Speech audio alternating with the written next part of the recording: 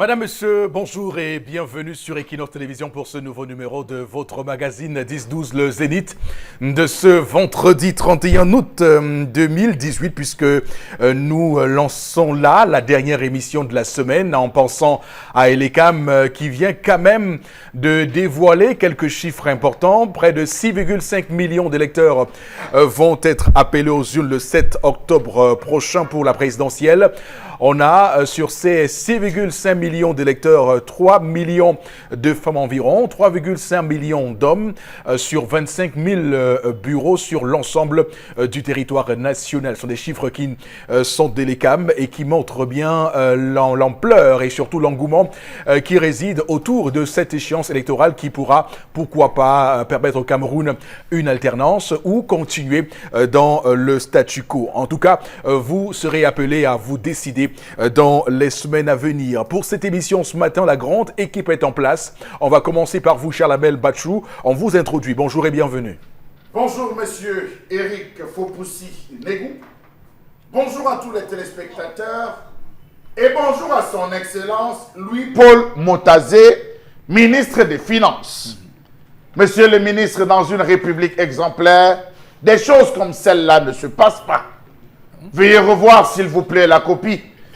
Comment pouvez-vous nommer un inspecteur de trésor auprès de la communauté, comme receveur municipal auprès de la communauté urbaine de Douala, alors que dans les mêmes services, il y a un inspecteur principal de trésor hors échelle avec 27 ans d'expérience et surtout ancien adjoint de celui qu'on a débarqué, Mbarga Jean-Claude, admis à faire valoir ses droits à la retraite.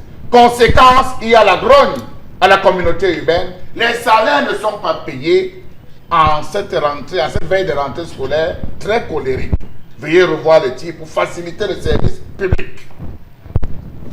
Alors, j'aimerais quand même dire qu'il y a une circulaire du Premier ministre qui date du 12 novembre 2015 relative à la cessation de travail dans le public admis à faire valoir le droit à la retraite, qui est bien clair sur la question de la cessation de service de la part des fonctionnaires ou agents publics. Et donc, pour cette raison-là, on devrait, pourquoi pas, aujourd'hui respecter ce que cette circulaire prévoit. Donc que ce receveur-là, qui relève du ministère des Finances, puisse aller donc à la retraite et puisse libérer le travail pour qu'on puisse mettre en place la continuité du service public. Également ce matin sur le plateau, Madame, Monsieur Florazé, bonjour et bienvenue. Bonjour Monsieur Fopoussi-Negou, à vous Charlamel Maman Bengan, Tendance, bonjour. Bonjour à nos chers, à nos millions de téléspectateurs. Ce matin, dans le cadre de la revue des réseaux sociaux, on parlera sport avec Clarence Sidorf qui ne comprend pas le fonctionnement camerounais, qui menace même de démissionner. Vous pouvez imaginer la réaction des Camerounais et puis des internautes sur la toile. Ça buzz à travers cette information. On en parle pour ce vendredi et plein d'autres informations en complément pour cette magnifique journée. Merci beaucoup Florazé. On va également dire bonjour ce matin à vous, Boro Bengan. Bonjour Monsieur Fopoussi-Negou, bonjour à vos chers téléspectateurs. Charles Lamel, nous ne sommes pas dans une république exemplaire. Hier, le procureur de la République n'a pas fait venir Sissoko Ayoutabé. Il s'est compris, il devait comparaître. Il ne les a pas fait venir. L'État a en plus commis les avocats d'office, alors que l'État lui-même a porté plainte contre des sites.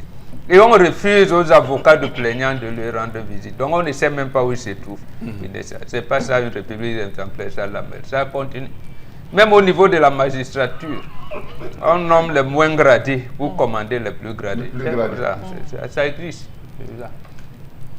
Et quand on écoute Christophe Ndong, c'est l'un des avocats de ces présumés sécessionnistes, on comprend très bien qu'il y a quelque chose qui ne marche pas dans cette histoire. Il faut dire que le fait qu'il y ait eu hier ce rejet de la demande d'habeas corpus de libération immédiate a donc clairement relancé une vieille polémique sur l'assassinat ou non de ces sécessionnistes-là. Donc on va voir comment tout cela se goupille dans les semaines à venir.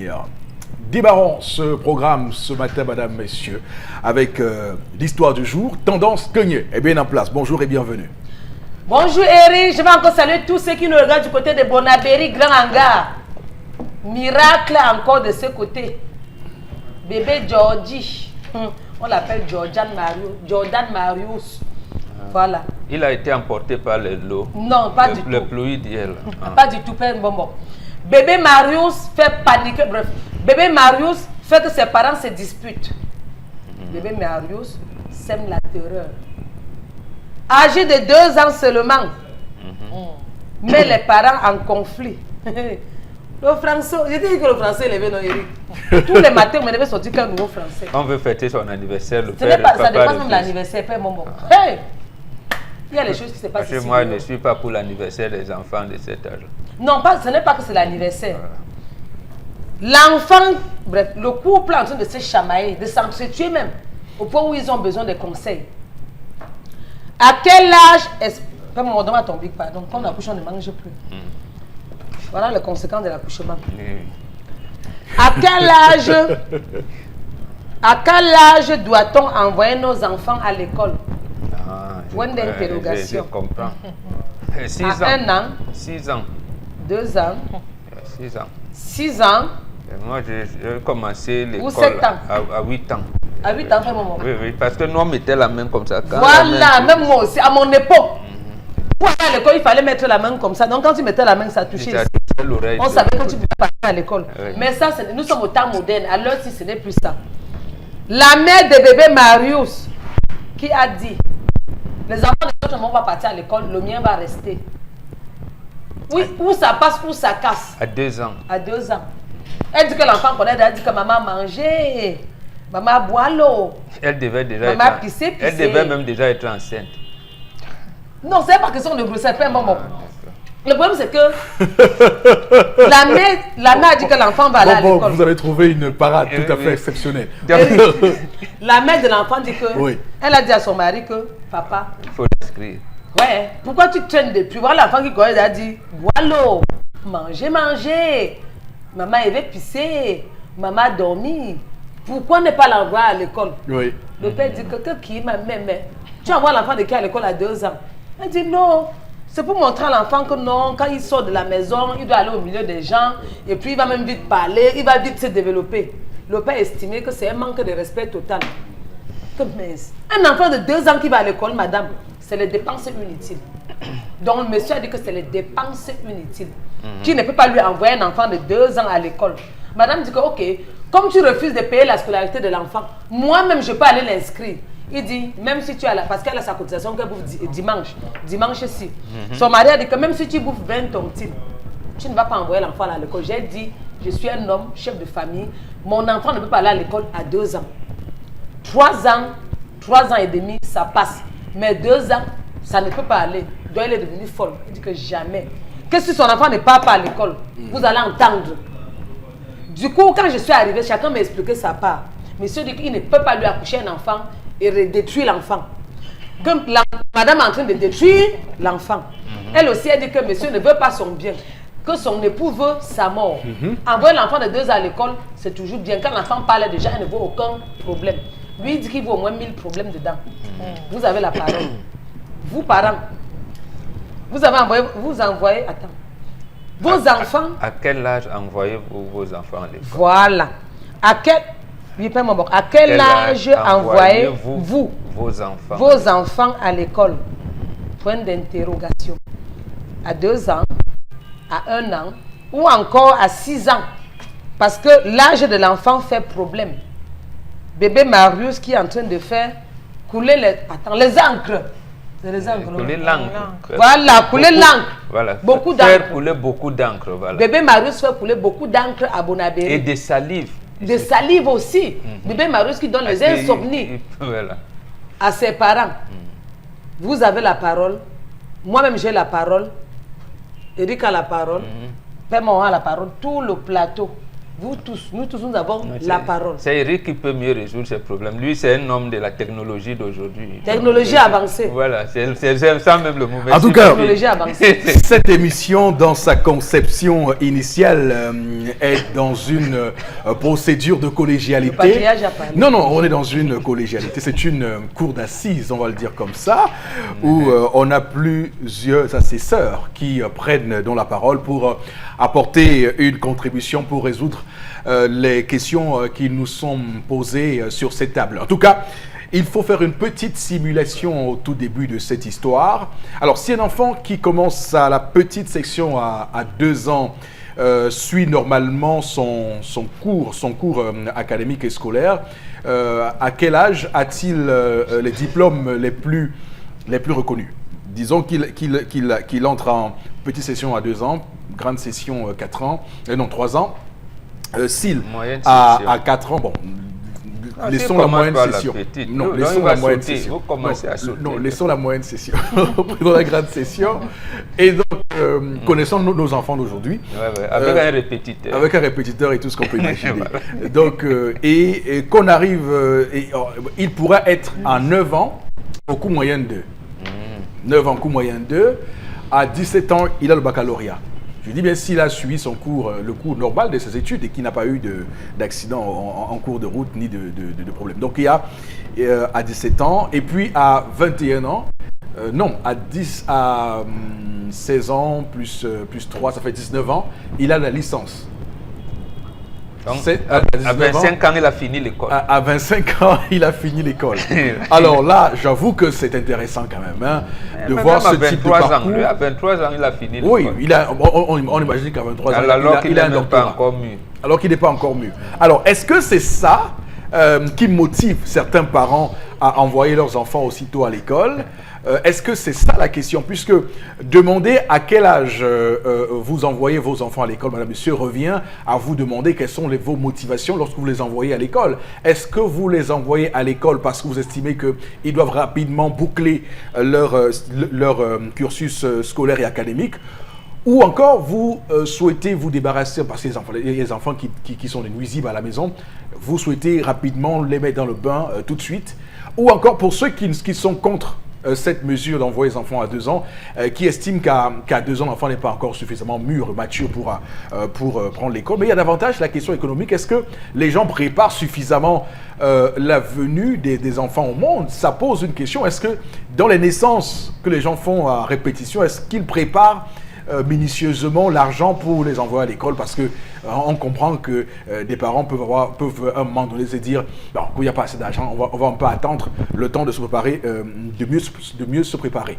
Donc voilà les questions auxquelles on pourra se confronter ce matin, mais on va également voir un problème pédagogique et didactique qui est que souvent il y a des enfants qui triplent des classes parce que mentalement, ils n'ont pas atteint le niveau requis pour cette classe-là. Et vous voyez des enfants qui perdent même souvent le cours de leur vie à cause de ces précipitations. Donc, on va tout de suite se poser cette question-là. Alors, je commence par vous, cher Label Mbachou, ce matin, sur les motivations. Qu'est-ce qui peut motiver un parent à envoyer son enfant à l'école à 2 ans?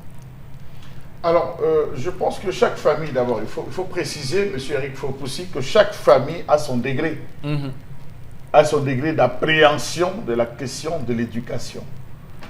Ma façon n'est pas forcément la vôtre, n'est pas forcément celle de Mbambok, n'est pas forcément celle de Florazé. Et il y a des personnes qui estiment que si l'enfant n'a pas acquis un certain minimum au niveau du langage, je vais faire pipi, je veux rentrer, on m'a tapé, on m'a griffé, c'est tel. Si l'enfant ne sait pas s'exprimer de manière courante, ça ne servira à rien qu'on envoie l'enfant à l'école. Mais étant donné que les pédagogues, les inspecteurs de pédagogie, les enseignants ont prévu qu'on peut de 3 ans en descendant, on peut envoyer l'enfant à la petite section, l'enfant peut faire la petite section.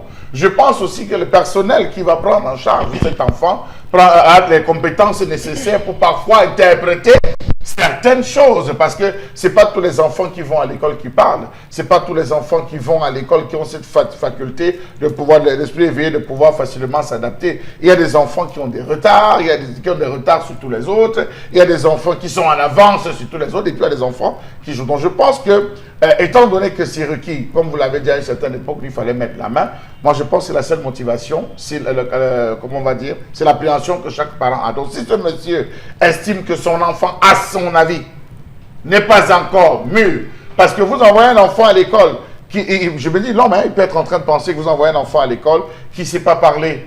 Si l'enfant se fait, je ne sais pas, si on griffe l'enfant, vous savez, à l'école, ça se passe. S'il y a des petits trucs, ou aussi peut-être l'enfant veut sortir, il a mal. L'enfant devra dire, peut-être montrer l'endroit. Donc, s'il juge que les aptitudes ne sont pas véritablement là, présent chez l'enfant, il peut décider de ne pas vouloir le faire. Mais du côté de la femme, ça peut être aussi que la femme veut faire un mimétisme ou que la femme a un autre projet. Elle peut avoir un autre projet qu'elle seule connaît, c'est-à-dire il faut absolument que l'enfant aille à l'école pour sortir. Moi, je parle là de la désobéissance, parce qu'elle est en train de désobéir, or qu'elle pouvait expliquer. Parce que là, il y a un souci d'explication. Dire à son mari, voilà, écoute, je souhaite que l'enfant aille parce que, à mon humble avis, voici. Bon, là, c'est au niveau de la désobéissance. Mais si sur le fond, moi, je ne trouve pas de problème que cet enfant aille à 2 ans, qu'il se retrouve à l'école. C'est plus que... Alors, cher Lamel, qu'est-ce qui explique qu'avant, dans votre époque, pour parler comme vous, on acceptait qu'un enfant mette du temps avant de se rendre à l'école et qu'aujourd'hui, ce ne soit plus le cas. L'enfant qui va à l'école est conscient d'un ensemble de choses. Oui. Parce qu'il a pris le temps d'être avec la maman. Non, attention, ne t'assois pas comme ça. Non, lève-toi. On lui apprend à chanter, on lui apprend à écrire. Il commençait même à écrire déjà à la maison. On lui a enseigné à écrire. On lui dit, tu t'appelles comment? Quel est ton nom? Il répète son nom. Il y avait des habitudes, nous, c'est ce qu'on faisait. Tu t'appelles comment? On dit non, tu ne connais pas encore. Ah bon, il y avait un petit jeu qu'on jouait, je jouais tout le temps avec ma mère. Va voir dans la chambre, va m'appeler, je suis dans la chambre. Va m'appeler, je suis dans la chambre. Non, mais je veux savoir, pourquoi on acceptait que les enfants aillent à l'école à 8 ans et qu'aujourd'hui, on leur demande d'aller à l'école un peu plus tôt? Est-ce que ça veut dire que les enfants d'avant étaient moins intelligents que ceux d'aujourd'hui? Je veux comprendre. Il faut dire, monsieur Eric Fopoussi, qu'à chaque époque, c'est mœurs, disons à chaque époque, c'est mœurs. On se dit ça retardait. Nous avons des individus qui se retrouvaient à avoir 20 ans au coût moyen d'eux, qui se retrouvaient à avoir 30 ans en terminale. Et il faut dire, monsieur, il faut aussi qu'on tenait aussi compte de l'âge de recrutement à la fonction publique. Et il y a des calculs qui ont été faits, les psychopédagogues et tout ont estimé que, oui, bon, à ce niveau-ci, on pouvait aller. N'oublions pas aussi, moi, je n'ai pas voulu parler de ça, cette mentalité coloniale qui voulait que ça à un certain âge, que l'homme africain, le nègre, avait la faculté de penser. Cela peut rester dans les mentalités des fonctionnaires assimilés. Oui, de l'époque. Qui ont conservé, oui, c'est disant que le nègre il y avait un âge pour lequel le nègre commençait à penser. Donc, je dis aujourd'hui, on voit l'âge de la fonction publique, il fallait ramener. Aujourd'hui, les concours, c'est 22 ans. La majeure partie des concours, c'est 22 ans. Oui. Il faut et niveau baccalauréat, s'il vous plaît, c'est 22 ans. On a déjà pratiquement éliminé le CEP, c'est niveau BPC ou la majeure partie des concours. Donc, tout ça se joue et c'est en fonction de cela qu'on essaie d'orienter les enfants. Donc pour moi, je dirais à cet homme, vraiment, elle a pris le choix, elle a fait son choix. Si vous vous rendez compte que ça ne donne pas, laissez-la aller. C'est à la fin qu'on va juger les résultats. D'accord. Alors, Bombok Bengan, l'histoire de ce matin, comment vous l'analysez, comment vous l'appréciez? Bombok. Moi, je l'apprécie en partageant le point de vue de l'homme. On veut tuer cet enfant. On veut pratiquement le tuer. Non, c'est-à-dire? C'est-à-dire, à 2 ans, ce n'est pas possible d'envoyer à l'école. Et vous voyez la démission de sa maman.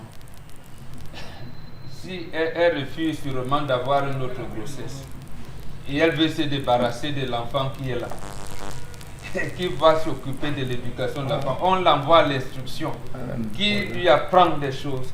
Voilà l'enfant qui ne sait rien faire à la maison, qui ne sait rien faire à l'école et qui sera hors de la société, pensant y être, alors qu'il est supposé être membre de la société. On est en train de le déconstruire. Il ne comprendra rien à rien, ni à l'école des Blancs où on l'envoie, ni à la maison, à cet âge-là. Alors, j'ai souvent lu de la part de certains pédagogues que lorsqu'un enfant a appris sa langue maternelle, une langue nationale camerounaise, il a bien assimilé avant que de se rendre à l'école pour apprendre la langue des Blancs, cet enfant-là réussit mieux à l'école. Est-ce que ça se... C'est tellement vrai, oui, que les administrations qui dirigent les États francophones africains ne veulent pas justement qu'on apprenne nos langues maternelles. Je vous prends 2 cas simples que vous connaissez, vous pouvez vérifier ça tout de suite. Lorsque Cheikh Anta Diop, le premier, se rend compte de cela, il rentre enseigner les mathématiques et les sciences physiques en Wolof. C'est barre tous les financements possibles. Alors que c'est son frère, comme on dit, Amadou Matarmbo, qui dirige l'UNESCO. Et que lui, Cheikh Anta Diop, participe même à la rédaction de l'histoire générale de l'Afrique. Appuyé même par un autre ambassadeur de la Côte d'Ivoire à l'UNESCO qui était malien, Amadou Ampatemba. Deuxième cas, vous pouvez le vérifier tout de suite. Il s'agit d'un savant malien, Cheikh Modibo, qui lui a laissé vos universités, les revenus, enseigner les mathématiques et les sciences physiques à Bambara. On estime que non. Pourquoi veut-il transmettre la science, la technologie aux nègres? D'accord. Alors que hier, un des présidents maliens, Amadou Toumanou Touré, a bénéficié des fonds de la Fondation Carter. Lui qui est pourtant qui vient des universités américaines, on lui refuse, on ne lui donne même pas $1. Donc il cherche à être président de la République, on bloque partout. Il ne pourra pas y mettre. Parce que Charles Hamel, et je dis parce que ça s'est prouvé, il y a une étude qui a été faite d'ailleurs par une fondation européenne. Beaucoup, même ici au Cameroun, il y a un Guinéen, je ne vous coupe pas. Oui. Et je le dis de Mamadou Badiko Mamadou, expert comptable, il était venu au Cameroun pour le compte de l'Institut panafricain pour le développement. Oui. Il a traduit le plan comptable en Fufulde. Et il était prêt à enseigner les techniques comptables en Fufulde. On a refusé. Donc c'est clair que beaucoup de professeurs sont laissez-moi d'abord donner le chiffre parce que c'est important. Ce que cette fondation-là européenne a dit, c'est que les Africains qui apprennent le français en ayant déjà maîtrisé leur langue nationale, s'en sortent, parlent mieux français que ceux qui ont la langue maternelle en français en Afrique. C'est-à-dire que ceux qui apprennent leur premier parler, c'est le français en Afrique, ne maîtrisent pas aussi bien le français que ça, que ceux qui ont d'abord appris la langue nationale. Pour pouvoir prononcer une phrase, pour pouvoir appeler la chèvre, il faut commencer par l'appeler en sa langue avant de dire chèvre en français. Lorsque vous bloquez en français, vous rentrez dans votre langue qui est votre support d'appui. Vous allez prendre avant de venir dire ça s'appelle la chèvre ou l'équivalent. Comme vous voyez par exemple, je prends un exemple simple. Quand quelqu'un veut dire qui devant moi, peut-être chez les petits, on va dire Korboramis.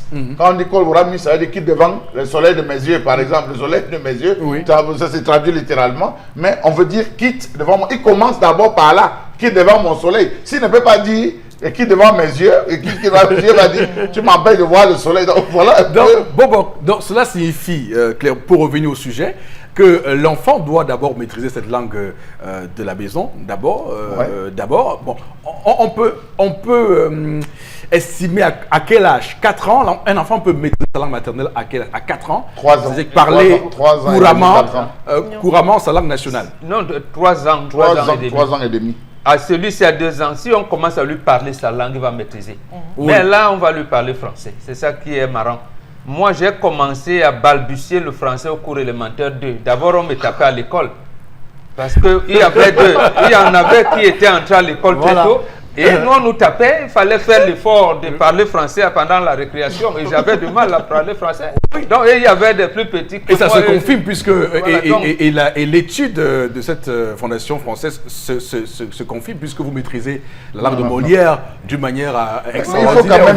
Il faut quand même préciser à cela, juste apporter un bémol à ce qu'a dit Mbombok, c'est qu'à une certaine période, notamment dans les années 70, à 90, on a eu des fonctionnaires assimilés. Vous savez qu'il y a eu pendant cette période une crise où certaines ethnies se refusaient à causer le français, la langue maternelle, la langue véhiculaire à certains endroits. Il fallait absolument cacher son appartenance ethnique. On se retrouvait à causer le français. Beaucoup d'enfants sont dans cette et Bobo ne mentira pas le contraire, et non fait que causer le français, comme disait Bobo tout à l'heure, non fait que causer le français et oublier la langue. La langue et c'est une hérésie que les Africains aient pour langue maternelle le français. Parce que si on défie, c'est que c'est une langue maternelle, c'est la première langue qu'on apprend étant petit. Voilà, donc pour le cas d'espèce, il faut que cet enfant continue à rester à la maison. Oui. La femme même continue à s'occuper de son enfant.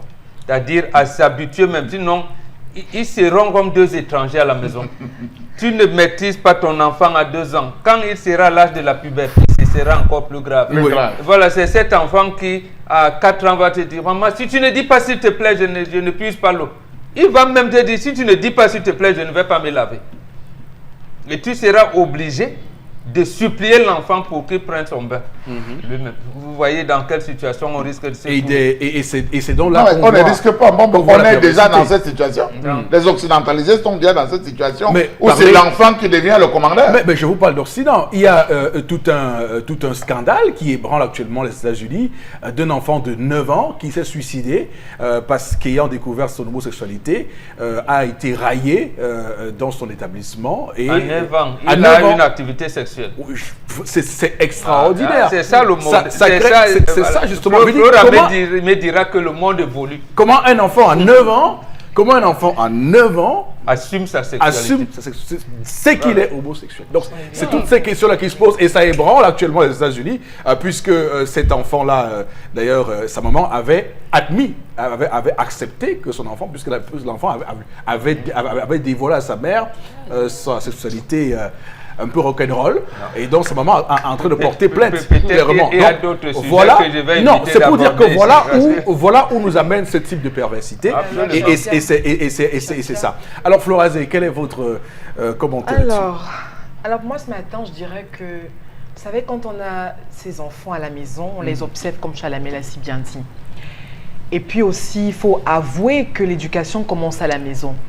Donc maintenant, pas peut-être question d'abandonner totalement l'éducation de cet enfant au maître, à maîtresse et autres, c'est-à-dire à l'administration scolaire. Mais je vais vous dire, quand vous avez des enfants éveillés à partir de 2 ans, 2 ans et demi, 3 ans, ça sert à quoi de les avoir à la maison? Parce que le cadre des enfants qui parlent déjà, qui s'expriment bien. C'est éveillé pour vous parler, les enfants, oui, excusez-moi, les enfants qui s'expriment bien. Des enfants qui peuvent... En quelle langue? En français ou dans leur langue nationale? Je dis bien que vous les avez à 2 ans et demi, 3 ans qui parlent déjà les langues maternelles. Nous avons les exemples papables, je le dis, qui apprennent et qui sont tellement, je ne veux pas dire des sourdoués, mais il y a des enfants comme ça. C'est-à-dire qu'ils savent déjà dire je veux boire de l'eau en langue maternelle et en français. Mais pourquoi les avoir à la maison? Le cadre, il y a un cadre idéal pour que l'enfant soit, c'est-à-dire développe son mental et puis sa croissance physique. C'est l'école. C'est l'école. Oui, c'est l'école. Bravo. C'est ce que je vais terminer ce matin. C'est l'école. Maintenant, je viens pour dire que c'est aux parents peut-être de déterminer. Parce qu'il y en a qui parlent peut-être à partir de 5 ans. Qui s'expriment à partir de 5 ans. Et là, je dis qu'à un moment donné, le parent peut être sous pression. Pourquoi à 5 ans, mon enfant ne réussit pas encore à articuler? À 6 ans, ce n'est pas possible. Donc, à ce moment-là, on a besoin des scientifiques, des professionnels. L'école, j'en connais justement à 4 ans qui n'arrivaient pas à parler.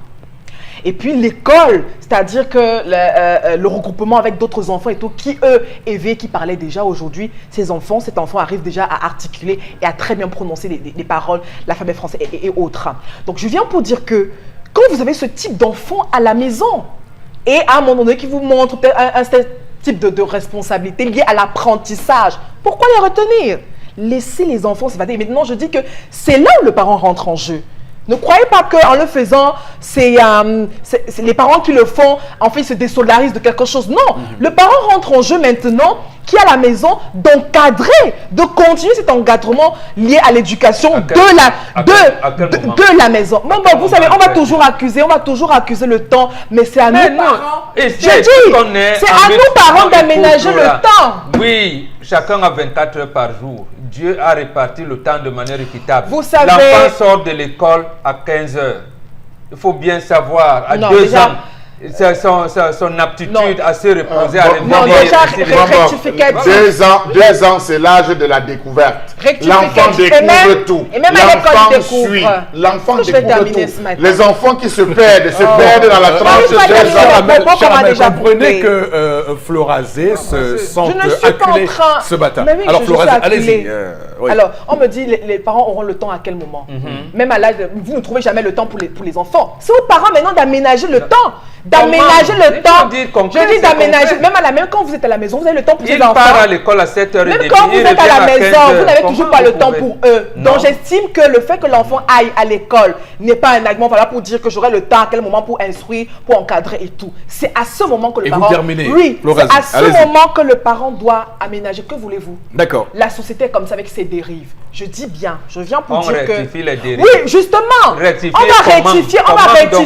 va rectifier les dérives puisqu'on parle des enfants qui sont assez fragiles. Comment? Qui à la fois ont besoin de l'instruction culturelle, traditionnelle de là où on vient, mais qui ont également besoin de l'instruction spirituelle. Vous jouez avec les mots, Florazé. Vous jouez avec les mots. De l'instruction spirituelle et chrétienne. Merci. Alors chaque parent qui a une bonne base, il est très facile. La bonne base, c'est laquelle? Tu as 24 heures par jour. À 2 ans et demi et à l'école, le parent responsable qui aménage son temps de faire et suivre l'enfant. On a compris pour vous. Mais que le parent soit à la maison, il n'arrive déjà pas. Ils sont à la maison avec les enfants. Ils ne réussissent pas à les encadrer. Donc, pour ma part, j'estime qu'il ne faut pas accuser le temps. Tu te répètes, ma fille. On n'accuse pas le temps. Tu répètes. Chaque tu as parent 24 heures par jour. On aménage comment? Mais la méthode l'école. différencie. Les tout petits des gens en maternelle sortent à partir de 12 heures. Voilà. Si vous avez des parents, oui. Si on est en activité, pour des femmes qui ne sont pas en activité, avec les six. Vous êtes avec les six. Oui, on est obligé. Je ne parle pas de moi. Je dis bien que les méthodes différencient. Et oui, je ne vais donc pas venir justifier la méthode d'un parent à un autre. Parce que les méthodes différencient. Encadrer nos enfants et n'accuser pas le temps. Charlamel. Merci beaucoup. Oui, on vous a suffisamment écouté. écouté. Florazé, attention, quand on parle ensemble, personne ne nous écoute. De tout mon propos, je n'ai pas placé une parole. Oui, mais justement, parce que tu es réfractaire au relancement, ma fille. Non. On va aménager le temps. Je dis que les méthodes différencient. Et chaque parent peut aménager son temps pour encadrer son enfant. D'accord, c'est compris. Vraiment qu'on s'arrête là. Voilà. Tendance à la parole. Non, tu peux parler. C'est comment c'est pour moi, je ne dis pas que j'arrête. Vas-y. Ne me dis pas d'arrêter, pardon Eric. Voilà, je sais que je vais autour 8 minutes. D'accord. Que les hommes arrêtent ça. C'est un faux débat. Vous-même, si on vous laisse amuser avec l'enfant, est-ce que vous allez vous en sortir? Quand une maman prend sur elle, de dire que l'enfant va aller à l'école à 2 ans, sur une part, elle profite un peu pour se reposer. Elle se repose un peu. Parce qu'il y a les enfants qui dérangent franchement quand ils sont à la maison. Les gens vont dire que oui, parce que tu n'aimes pas l'enfant. Quand l'enfant n'est même pas là, ça te permet même de travailler un peu. C'est franchement difficile. Ok, elle ne va pas envoyer l'enfant à l'école. Qu'on vous laisse même une journée seulement avec un enfant, peut-être d'1 ou 2 ans à la maison. Et à nos jours, c'est les enfants qu'on accouche, ce sont les papas. Tu avais un enfant à la maison, tu crois que c'est un bébé, pourtant l'esprit qu'il a dans la tête. Tu as un enfant qui connaît, il a dit que gâteau chocolat. Pourquoi ne pas l'envoyer à l'école? Maman fait bobo. Je l'envoie à l'école pour qu'il se développe, étant avec les autres enfants. Il va vite grandir, il va me donner les bons résultats à la dernière minute. On sent en face de nous un homme à problème. Voilà un homme qui cherche les problèmes. Est-ce que cet enfant sait dire j'ai faim en sa langue? Non, même c'est pas question de langue. Il a un apprentissage. Avec le temps. Quand l'enfant dit manger. Non, c'est une hérésie. L'enfant c'est d'accord. Il a un apprentissage. Non, c'est une hérésie. On ne peut pas, sur ce plateau ce matin, d'ailleurs, on n'acceptera pas que des gens apprennent le français avant leur langue. Ça, c'est vraiment, il faut qu'on s'entende sur les termes. Les enfants doivent apprendre d'abord leur langue avant d'apprendre la langue étrangère, la langue des Blancs, qu'est le français. Vraiment, il faut qu'on s'entende sur les fondamentaux. Toujours est-il que l'enfant est en pleine période d'apprentissage, la langue maternelle à la langue française. Il y a une hiérarchie. Oui, je suis d'accord avec vous, mais je dis... À ce moment, n'ajoutez plus de commentaires. Non, je suis d'accord, mais je dis que quel que soit là, l'enfant est en période d'apprentissage. Donc, que ce soit à l'école ou à la maison, il y a même déjà des centres qui sont ouverts où on apprend aux enfants les langues maternelles. Et vous, à la maison, mais je dis donc que il faut continuer, que ce soit à la maison ou dans ces centres, ça continue. Pourquoi être réfractaire à tout ça? Après, ça reviendra le budget. Merci, tous mes enfants causent la langue maternelle parce que je les apprends. Et à l'école, l'enfant ne va pas causer la langue maternelle à son ami, peut-être qui est bafan, qui n'est pas de mon village. Ma fille connaît Dingang, Niale, que je veux de l'eau à boire. J'ai choix que maman veut manger. Mais chaque parent d'apprendre à l'enfant qu'on dit ceci en langue maternelle. Mais pour un papa qui dit qu'il ne peut pas avoir l'enfant à l'école à 2 ans, ce n'est pas normal. D'accord, ok. Papa, laisse que l'enfant parte à l'école. L'enfant part à l'école, ça te libère toi-même qui es parent. Qu'est-ce que mes copines vont dire? Les enfants vont aller à l'école tôt, le mien va rester à la maison. Mais quand même. D'accord, ok. C'est on paye la pension de l'enfant, les Mimétisme comme. C'est pas les milliards qu'on paye. Justement, Quand tu nous Aussi, ça se paye cher. à la crèche, ça se paye cher. Ça se paye excessivement cher. Plus que Monsieur Eric Fopoussi, la pension au premier, c'est-à-dire petite section, c'est minimum 220 000 qu'il faut débourser. Ça, c'est hormis si vous décidez de prendre le bus, ça, c'est hormis les goûters, c'est dit 220 000 francs CFA. Envoyer l'enfant à l'école n'est pas un problème, c'est où envoyer l'enfant qui est un problème.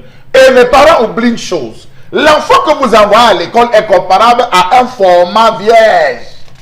Le cerveau de l'enfant est vierge sur lequel on va rédiger un ensemble de choses. L'enfant peut arriver à l'école, il y a une mauvaise écriture qu'on met dans le cerveau de l'enfant, on se retrouve à avoir un enfant. Et c'est ce que Mbambo est en train de décrire. On a un enfant totalement et complètement perdu. L'enfant qui sort doit sortir avec les préceptes de la maison. Mon enfant doit connaître la différence entre la mangue et l'orange. Je serais fier que l'enfant dise que maman, voici l'orange. Maman, voilà la mangue. L'enfant doit connaître la différence. Alors, merci beaucoup sur ce plateau. Je suis obligé de mettre un terme à ce débat. Florazé, vous allez avec nous lire les différents messages. Christelle à Fumbans, la première réaction de ce matin. Parce que les parents de nos jours, envoient vite les enfants à l'école parce qu'il n'y a personne pour rester à la maison avec eux. Donc, vu que de nos jours, les femmes travaillent aussi, puis dans des bureaux, donc contrairement à autrefois. Donc, pourquoi ne pas apprendre les 2 langues également à l'enfant au même moment? C'est un hybride donc, que vous avez à la maison. Un enfant qui n'a pas d'éducation, ni de ses parents parce qu'ils ne sont jamais là, mais qui prend celui de l'école. C'est son avis. C'est un hybride. C'est ça la cause de notre malheur africain aujourd'hui. C'est l'hybride. Bon, je ne sais pas si c'est un message en lien avec l'histoire du jour. Les enfants, José Honoré à Fumbot. Pour moi, l'obésité financière pousse certaines personnes à se débarrasser de leur argent, donc en dépensant sur tout ce qui se présente, comme le cas précis. Oui. Envoyer l'enfant à l'école à un bas âge relève des fantasmes des femmes. Elles en font des sources d'orgueil dans leur entourage. Elles ne mesurent jamais les conséquences de l'évolution sociale de l'enfant. C'est Annie de Abipanda qui réagit. Merci, Aline de Bipanda. Les enfants, ils sont plusieurs. Prendre cette réaction de Tchabeu à PK14, les enfants ont plusieurs étapes à suivre dans la vie. Si une étape est survolée, on risquerait de perdre cet enfant. Donc à 2 ans, l'enfant doit encore bien dormir pour assurer sa croissance. Autre réaction ce matin, à 2 ans, l'enfant doit encore... c'est trop tôt pour aller à l'école puisque la base doit être donnée à la maison. Envoyer l'enfant à l'école sans qu'il ne sache rien en leur langue maternelle. D'accord. Ok, merci beaucoup. On aura au moins retenu quelque chose sur le débat de ce matin. Nos langues maternelles doivent être prioritaires dans l'apprentissage du parler à nos enfants. Madame, Messieurs, l'émission se poursuit avec la colère de Charlamel.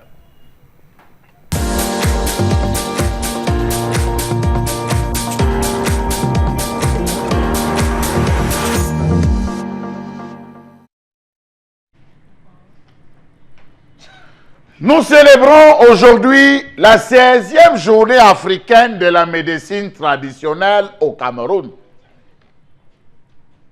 Qu'est-ce que c'est qu'être médecin traditionnel? Naturopathe, praticien, marabout, charlatan. Finalement, on se perd avec les différentes appellations. Je m'interroge ce jour sur la question de la médecine traditionnelle dans ce pays. Quelle est la place qu'on donne à la médecine traditionnelle dans la vie des Camerounais? À quoi sert ce papier appelé certificat, délivré par le ministère de la Santé publique aux tradis praticiens. Quelle est la base sur laquelle le ministère de la Santé se base-t-il pour dire aujourd'hui vous êtes tradis praticien? Vous ne l'êtes pas. Qu'est-ce qui explique le fait que l'avant-projet de loi annoncé plusieurs fois à l'Assemblée nationale pour la réglementation de ces secteurs ne soit jamais arrivé? Comment comprendre cette propension qu'a la médecine moderne sur la médecine traditionnelle? D'ailleurs, peut-on comparer ces deux types de pratiques lorsque l'on sait que l'une est la mère de l'autre? Comment comprendre qu'à ce jour, la médecine traditionnelle soit reléguée au second plan dans ce pays? Un charlatan. Comment comprendre qu'il est à ce jour difficile de savoir qui est qui dans cette affaire de naturopathie traditionnelle? Parce que justement, on trouve tout. Le vendeur de décoctions et de corps installés en bordure de route. Le charlatan du fond du quartier qui a en même temps fait de la voyance. Le naturopathe qui se prend très au sérieux au point de se faire appeler docteur. À cela s'ajoutent ces nombreux hommes et femmes dépositaires des secrets, des plantes médicinales qui au fond des villages et des quartiers soulagent les maux sans grande publicité. Comment comprendre cette déclaration du docteur Félix Simofotso, chef service de médecine traditionnelle au ministère de la Santé, qui avait affirmé en son temps que cet avant-projet se trouve à ce jour à la présence de la République, bloqué par le fait qu'il existe une pléthore de tradis praticiens, impossible pour l'État à identifier parce que la réglementation n'est pas encore applicable. Si l'État lui-même a des difficultés à reconnaître le bon du mot Burkina Faso, savez-vous qu'au Sénégal, les médecins conventionnels ont deux bureaux. Un bureau pour eux et un autre bureau. Que l'État ait créé des grands hôpitaux modernes où des médecins officient dans des bureaux parfois climatisés, alors que nos tradis praticiens s'époumonnent dans les marchés et les places publiques pour écouler leurs produits. Comment comprendre que dans ce Cameroun, la plupart des tradis praticiens ont des entreprises ambulantes, marchés? Comment comprendre qu'ils aient des agences de voyage interurbains, les carrefours pour bureaux, que leur capital au fonds de commerce réside dans leurs mallettes pour les plus nantis ou un simple plastique à l'intérieur duquel vous retrouverez des plantes, des poudres et des décoctions aux vertus thérapeutiques incalculables, vraiment pitoyables. Comment comprendre le fait que leur champ de compétences soit très vaste? Un seul médicament serait capable de soigner plusieurs maladies. La preuve, essayez d'avoir Amakatatuma, Amakatatumi, tum. Vous verrez que ce produit à lui seul soigne 32 maladies. Comment comprendre le fait pour ce secteur d'être infesté par bon nombre de faux médecins et d'hommes aux multiples casquettes? Des naturopathes, des guérisseurs traditionnels, des psychonaturopathes, des charlatans, des médecins traditionnels proprement dit. Dans tous les cas, pouvons nous-mêmes adapter les différents noms. Mbombo m'en dira le contraire, on ne m'en dira pas le contraire sur ce plateau. Savez-vous qu'on a trop souvent vu des malades quitter un lit de référence d'hôpital, on a trop souvent vu des malades quitter un hôpital de référence pour se rabattre avec succès chez un guérisseur traditionnel et vice-versa. Savez-vous que le guérisseur a deux fonctions? Il est médecin et pharmacien, alors que pour la médecine moderne, les deux sont des fonctions exclusivement différentes. Je m'interroge ce jour, je vous interroge, quelle est la place du tradit praticien en cette célébration de la 16e journée internationale de la médecine traditionnelle africaine et peut-être camerounaise si elle en existe? C'est une place importante, mais malgré cette place importante, on continue à avoir le déni. On continue à avoir des gens qui se bouchent le nez pour ne pas laisser émerger le savoir-faire africain en termes de médecine, puisque désormais on vous parle de médecine conventionnelle. Je ne sais pas ce qu'on met dans conventionnel. De toute façon, on sait conventionnel s'il y a convention. Convention, c'est contrat, c'est accord, c'est ce qui est communément accepté. Donc pourquoi on accepte donc communément cette médecine-là et pas celle qui est africaine et celle qu'on a appelée par abus de langage, hein, la médecine traditionnelle. Bon, enfin, je ne sais pas, Bengan, si vous êtes d'accord avec ce terme médecine traditionnelle, parce que pourquoi on n'appellerait pas la médecine indienne traditionnelle ou la médecine chinoise traditionnelle et on viendrait appeler la médecine africaine traditionnelle? Alors, d'abord, c'est un problème de sémantique, je ne sais pas, vous allez nous éclaircir là-dessus, mais Ensuite, que pensez-vous? Donc, quelle est la place que vous pensez que la médecine africaine a aujourd'hui dans nos coutumes, dans nos habitudes? Non, vous savez, parmi les agressions que l'Afrique a été victime, il s'agit, j'allais dire, de lui inculquer un autre logiciel dans son cerveau. Et tout de suite, si vous allez dans n'importe quel moteur de recherche que vous voulez, tapez simplement les origines africaines de la médecine moderne, vous allez voir. Ce qu'on rejette aujourd'hui, c'est ça qui est au fondement de ce que vous appelez médecine conventionnelle. Les codes, comme vous avez dit, sont tellement faits de telle manière que c'est devenu un commerce. Il n'y a rien dedans qui soigne. Permettez l'expression, les médecins et les pharmaciens nous écoutent, eux-mêmes ils savent. C'est pour ça qu'ils prennent, quand ils prennent le serpent, ils vous disent que, ah oui, mais parce que manipuler les médicaments, effectivement. Mais ils ont appris ça où? Chez nous. Et vous apprenez à votre enfant quelque chose, quand il vient vous dire, ah, vous ne savez rien. Maintenant, si vous ne faites pas comme moi, c'est fini. La preuve, on est là. Ils ne savent même plus, c'est tous les mois de décembre, vous dites, le taux de prévalence du diabète est de, le taux de prévalence de l'hypertension. Quand lui, il a vu ses grands-parents avoir 120 ans, 130 ans. Et pourquoi il n'y en avait pas? Donc aujourd'hui, pourquoi vous qui avez fait l'école, vous n'arrivez plus à, j'allais dire, à augmenter, vous appelez ça quoi? L'espérance de vie. Oui. Nous, on ne mourrait pas d'AVC à 40 ans. On ne savait même pas de quoi il s'agissait. De quoi il s'agissait? Donc, en fait, il existe, pour comprendre quelle est cette désorganisation, sur ça pour le cas du Cameroun, ce sont les mêmes qui ont même commencé à dire, j'allais dire, les licences d'exploitation de la médecine conventionnelle par les GIC, donc par le ministère de l'Agriculture. Si au moins, s'ils pouvaient encadrer cette médecine-là, on l'aurait compris. Ce sont les mêmes qu'ils avaient l'un des plus grands cancérologues en Afrique, qui quittait d'ailleurs son poste de ministre pour aller faire des interventions au CHU, qui s'appelle Victor Anoumangou, qui met en place une expérimentation sur le sida. Elle-même, il fallait voir comment non, c'est pas conventionnel, ce n'est pas, c'est pas ça. Donc, on peut ça n'obéit à aucune norme. Pourquoi ne peut donc pas suivre la norme Anoumangou? Oui. C'est les mêmes qui, au ministère de la Recherche scientifique et de l'Innovation, au ministère de la Santé publique, ils ont créé des sous-directions de la pharmacopée, de la médecine traditionnelle. C'est les mêmes qui apprécient les thèses de maîtrise et de doctorat de leurs propres étudiants, qui apprennent tout sur les plantes et les racines, toutes les races qui existent dans nos pays, mais qu'on met dans les tiroirs. Et c'est les mêmes qui savent pertinemment que les Chinois, parce qu'aujourd'hui, il n'y a pas de paludisme en Europe. Et les molécules qui soignent le paludisme viennent de la Chine. Vous voyez, Bimalaria, Coartem, la molécule qui soigne le paludisme vient de la Chine. Et ils sont prêts à travailler avec les Chinois, avec les Indiens, mais avec leur propre médecine qui les a formés, qui les a fait grandir, ça aux gémonies. Et même voilà, où le mal est présent, voilà. C'est une incongruité. Mais vous leur demandez, mais prenez donc les mêmes plantes, faites les expérimentations. Vous êtes docteur en pharmacie, non?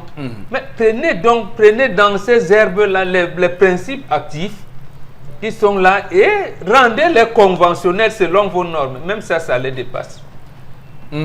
D'accord. Donc nous sommes dans, j'allais dire, dans du mercantilisme médical au monde imposé par l'Organisation mondiale de la santé. D'accord. Donc, on résume votre pensée pour que ceux qui nous écoutent comprennent bien, parce qu'on vous a compris, mais c'est mieux encore de repréciser ça. Vous dites que ce qu'on appelle la médecine conventionnelle est une médecine de commerce. Absolument. Voilà. C'est pour qu'on se comprenne très bien. Absolument, vous l'avez bien résumé. Et qu'en Afrique, notre rapport à la santé n'était pas dans ce principe-là. Non. Voilà. Notre rapport à la santé est différent. On soigne d'abord. Tout à fait. Avant de voir ce qu'il y a après.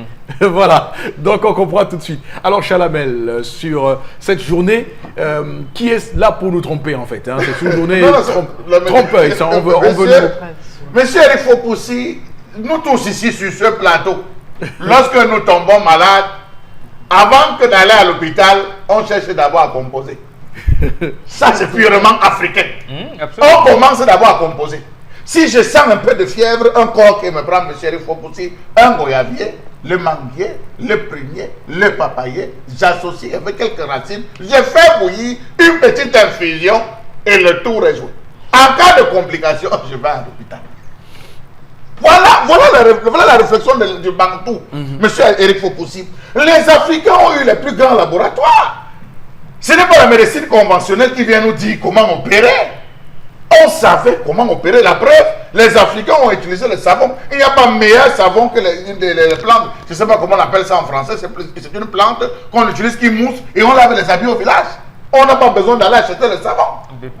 Ah, bien sûr. Monsieur Eric Fopoussi, les trois grands cobayes des scientifiques africains, c'était le chien, le singe et le chat. Absolument. Le chat étant le dernier niveau. Absolument. Donc il y a des poisons qu'on testait sur le chat. Parce que le chat a cette vie. Mais lorsque le chat tombe, c'est fini. N'essayez pas sur le chien. Le chien ou le singe. On observait. Oui, je vais vous dire, les scientifiques africains observaient la vie des singes. Lorsque le singe avait une indigestion, on regardait les plantes que le singe consommait. On observait l'attitude des animaux. Monsieur, il faut aussi, je ne pense pas qu'il y a plus grand phénomène que cela. Sur les 300 000 espèces végétales répertoriées dans le monde, 200 000 viennent de l'Afrique. 200 000, monsieur, il faut aussi, proviennent de l'Afrique. La biodiversité. On va dire les naturopathes, les tradis praticiens. D'abord, ces appellations m'énervent, monsieur il faut. Ça m'énerve. Quand c'est réducteur que de dire tradis praticiens. Qui donne leur... Et eux aussi, de leur côté, ils se battent pour dire docteur. Mais ils sont médecins. Non, mais je dis, eux aussi, ils se battent pour dire appelez-nous docteur. Ils sont médecins. Non, mais je dis, monsieur, pourquoi chercher à prendre le mot de l'autre pour adapter chez vous? Pourquoi on leur refuse le terme médecin et pourtant je regarde... Ça n'existe pas dans la langue, monsieur. Non, mais parce que je regarde les anciennes figures, les anciens livres, les anciennes histoires médiévales. Pourquoi vous n'appelez pas Mbonbok docteur? Déjà qu'on appelle Mbonbok docteur. Mais bien sûr que docteur. Non, ça vous aurez réduit la capacité. Mbonbok, c'est grand prêtre. Bon, Mbonbok est grand prêtre. Non, arrêtez d'appeler des expressions de guérisseurs. Vous nous réduisez. Mbonbok, c'est le grand prêtre. Le Ngaka, c'est le grand prêtre. Le Kamsi, c'est un autre niveau. C'est pas un médecin n'a pas de valeur. Excusez-moi, je cherche l'expression en français. Ça n'existe pas. Monsieur Eric Fopoussi, de la même manière qu'il y a des dégâts, lorsqu'on décède chez un médecin, on n'a jamais vu des gens porter plainte au docteur. Mais lorsqu'on décède chez le marabout, pour garder le mot guérisseur, pour garder, on porte plainte rapidement. Pourtant, il y a un certificat qu'on délivre à toutes ces personnes, que l'État délivre reconnaissant le titre de traduit praticien. Sur quoi se base-t-il? Je me pose des questions. En termes de dosage, on dit non. Et le dosage, on ne connaît pas, la médecine traditionnelle ne connaît pas. Monsieur Eric Fopoussi, on a pris des produits où vous consommez les produits conventionnels. Oui. Vous vous retrouvez avec les gales, les urticaires, les effets secondaires. On appelle ça quoi? Mais attends, la plus grande partie de l'insuffisance rénale vient de ces D'accord. En tout cas, il faut. Je veux dire que c'est pas. Nous ne faisons pas un combat entre la médecine conventionnelle et la médecine africaine. Ce qu'on veut dire, c'est qu'on souhaite quand même qu'on reconnaisse à sa juste valeur cette médecine. La médecine traditionnelle, parce qu'il y a plusieurs types. Il y a la médecine conventionnelle, la médecine occidentale, la médecine tibétaine, la médecine orientale, la médecine il y a une autre orthodoxe et la médecine africaine. Il y a plusieurs types de médecine. Voilà. Pourquoi est-ce qu'on veut gagner à l'Afrique d'avoir reçu? C'est l'Afrique qui est la mère de la science, monsieur. Voilà, tout à fait. La mère de la science, comme vous dites. Alors, Florazé, vous, comment vous développez ce sujet ce matin? Oui, la mère de la science, et puis qui se fait beaucoup plus quand on... Excusez-moi, hein, parce que moi-même, je suis embrouillée entre les thèmes traditionnels africains et tout. Avec les plantes. Je dis bien avec les plantes. Mais moi, vous savez, pour ma petite expérience, je crois que peut-être les deux devraient se compléter. Parce que c'est vrai, on a souvent eu des cas très graves quand vous consommez certains médicaments, ou souvent on a eu des diagnostics du côté de la médecine conventionnelle qui ne sont pas toujours sortis. On a eu le distilbène. qui, sur 3 générations, a rendu beaucoup de femmes stériles. Ok. Tendance va prendre la parole tout de suite maintenant. Tendance, vas-y. Alors, donc tu coupes les deux. Non, oui, parce que Voilà. on peut pas continuer comme ça. Ah, parce qu'on va couper. Non, moi. on n'avait Mais pas attends, compris. on va On n'avait finir pas que ça n'avait pas compris. coupé. Non, mais il y avait bon. pas de Oh. Moi-même, je ne connais pas vraiment la différence. Eric Fopoussi, hein. Entre, en tant que le monde doit connaître que telle école soigne telle maladie, D'accord. telle herbe soigne tel truc. J'ai pris un médicament, j'ai failli mourir, plein bonbon. Mes je traduis intestins ont failli praticien, sortir, maman dans le bus. Le jour-là, j'ai appelé toute ma famille, il y avait 2 numéros. Pour que le premier numéro passe, c'était les problèmes. Deuxième numéro, le gars disait seulement que prends l'huile rouge. Vois l'huile rouge beaucoup. Je pouvais mourir. Non, là encore, c'est le commerce. Hein. Là C'est pour encore. ça qu'il dit que comme on voit la différence entre les médicaments, même que les gens vendent dans la rue, Flora. Je ne connais pas de différence. On doit Non, en laisse temps là-bas, normal. prends ici. Est-ce que tu sais qu'à l'époque de tes parents, des grands-parents, il n'y avait pas trop de césariennes et que les femmes accouchaient? Demande-moi, papa. Demande à le pauvre. Mais des cramsis dont tu parlais là, l'hypertension, nous, comment on faisait pour retourner la tête de l'enfant dans le ventre pour que la trouve bien? Demande à le pauvre au cochon bonbon. Pour Voilà, finir, maintenant, on boit tout. Tu arrives, on te dit que le remède, si ça soigne la folie, tu prends seulement, tu récupères. Donc, pour finir, on ne connaît plus nous la différence. Akumatuma tumtumsi, ou c'est Akumatuma tumtum. Si, ça ne soigne pas seulement 32 maladies. Ça, c'est les maladies que tu connais. On te dit que le Akamatuma soigne le sida. Akamatuma donne les enfants. Akumatuma rassemble les couples divorcés. Akamatuma, je dis qu'un médicament te soigne 1000 maladies, tu ne comprends rien. Ou Akamatuma, là, on te dit que Akamatuma, si tu as les problèmes de peau, tu bois ce médicament, ça finit. Si tu te chamailles avec ta soeur, tu bois Akamatuma, ça finit. Si tu as un problème à ton lieu de service, avant d'arriver au travail, tu prends Akamatuma, ton patron ne te punit pas. Donc, tellement ça a des vertus que moi, je ne comprends plus. Ok. Tu bois ça, non? Merci. Même si tu es pas avec ton patron, non? Il ne te donne pas la demande d'explication. Ok, merci. Akamatuma, tu Merci beaucoup, madame, messieurs. On va rester là pour ce matin. On va se rendre. On va se retrouver dans un court instant pour la deuxième partie de l'émission. À tout de suite.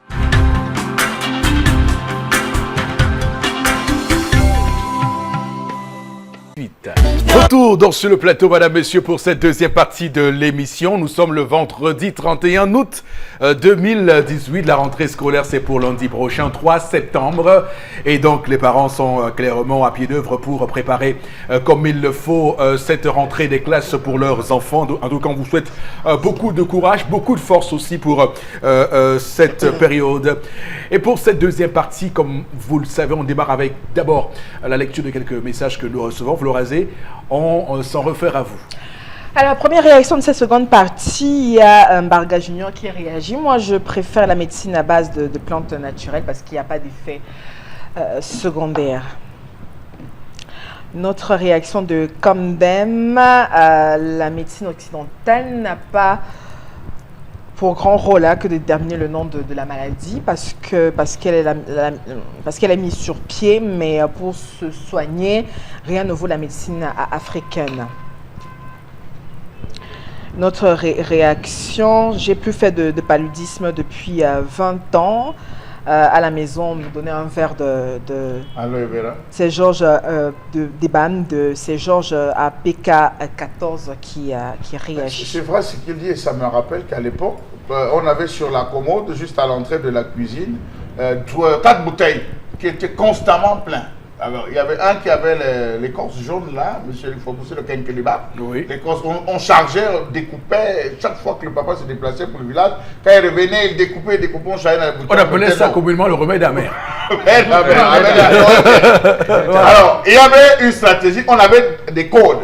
Il ne fallait jamais dire qu'on a mal au ventre, papa, qu'on a mal à la tête, qu'on est fatigué. C'était ça, hein, clairement. Dès que vous commencez à dire, j'ai le mot de tête, il dit apportez-moi une bouteille. Vraiment le remède amer. Et dès que la bouteille, vous commencez avec la bouteille, vous allez la finir. Vous devez finir cette bouteille. Un verre le matin, un verre le soir. Un verre le matin, un verre le soir. Donc on se retrouve à casser les bobos et je crois que ça nous a évité plusieurs fois d'aller à l'hôpital, monsieur Eric Fopoussi. Bien sûr. Et aujourd'hui ça a disparu. Moi j'ai eu la chance, je suis tombé malade, monsieur Eric Fopoussi, je suis arrivé à l'hôpital. Je vais rencontrer le médecin conventionnel me dit, écoutez les médicaments, vraiment, c'est des drogues, c'est pas bien. On préfère vous dire la vérité. Dans la nouvelle, comment ils ont appelé ça, la nouvelle quoi de médecine, nous permet, nous conseille de ne pas trop donner des médicaments aux patients parce qu'il y a des conséquences généralement. Comme vous appelez quoi, les analgésiques et tout et consorts. Non, monsieur, il faut aussi, moi je suis rentré dans la médecine traditionnelle depuis et je suis tranquille. Hein. Pour ajouter de l'eau à votre moulin, il y a des Sénégalais qui ne soignent pas le palu à l'hôpital. Hein. Dès qu'il a un palu, il y a des gens qui déambulent dans nos villes avec des bouteilles de 1,5 litre là, avec des écorces à l'intérieur. Vous mettez juste de l'eau à l'intérieur, ça remplit, vous buvez un matin, un soir, et votre palu en 3 jours est complètement terminé. Donc je vous assure, c'est ça. Donc ça marche. Florazé. Autre réaction de Ndé Joël, génie militaire, qui on envoie les enfants très tôt à un certain âge pour qu'ils puissent passer au moins le secondaire et faire certains concours, parce que l'âge des concours au Cameroun est très bas. Donc c'est sa réaction ce matin. Autre réaction, un enfant... Parce que les dames, c'est 32 ans. Jusqu'à 32 ans. Peut-être il veut donner toutes les chances à l'enfant parce que le million c'est de recomposer. Donc,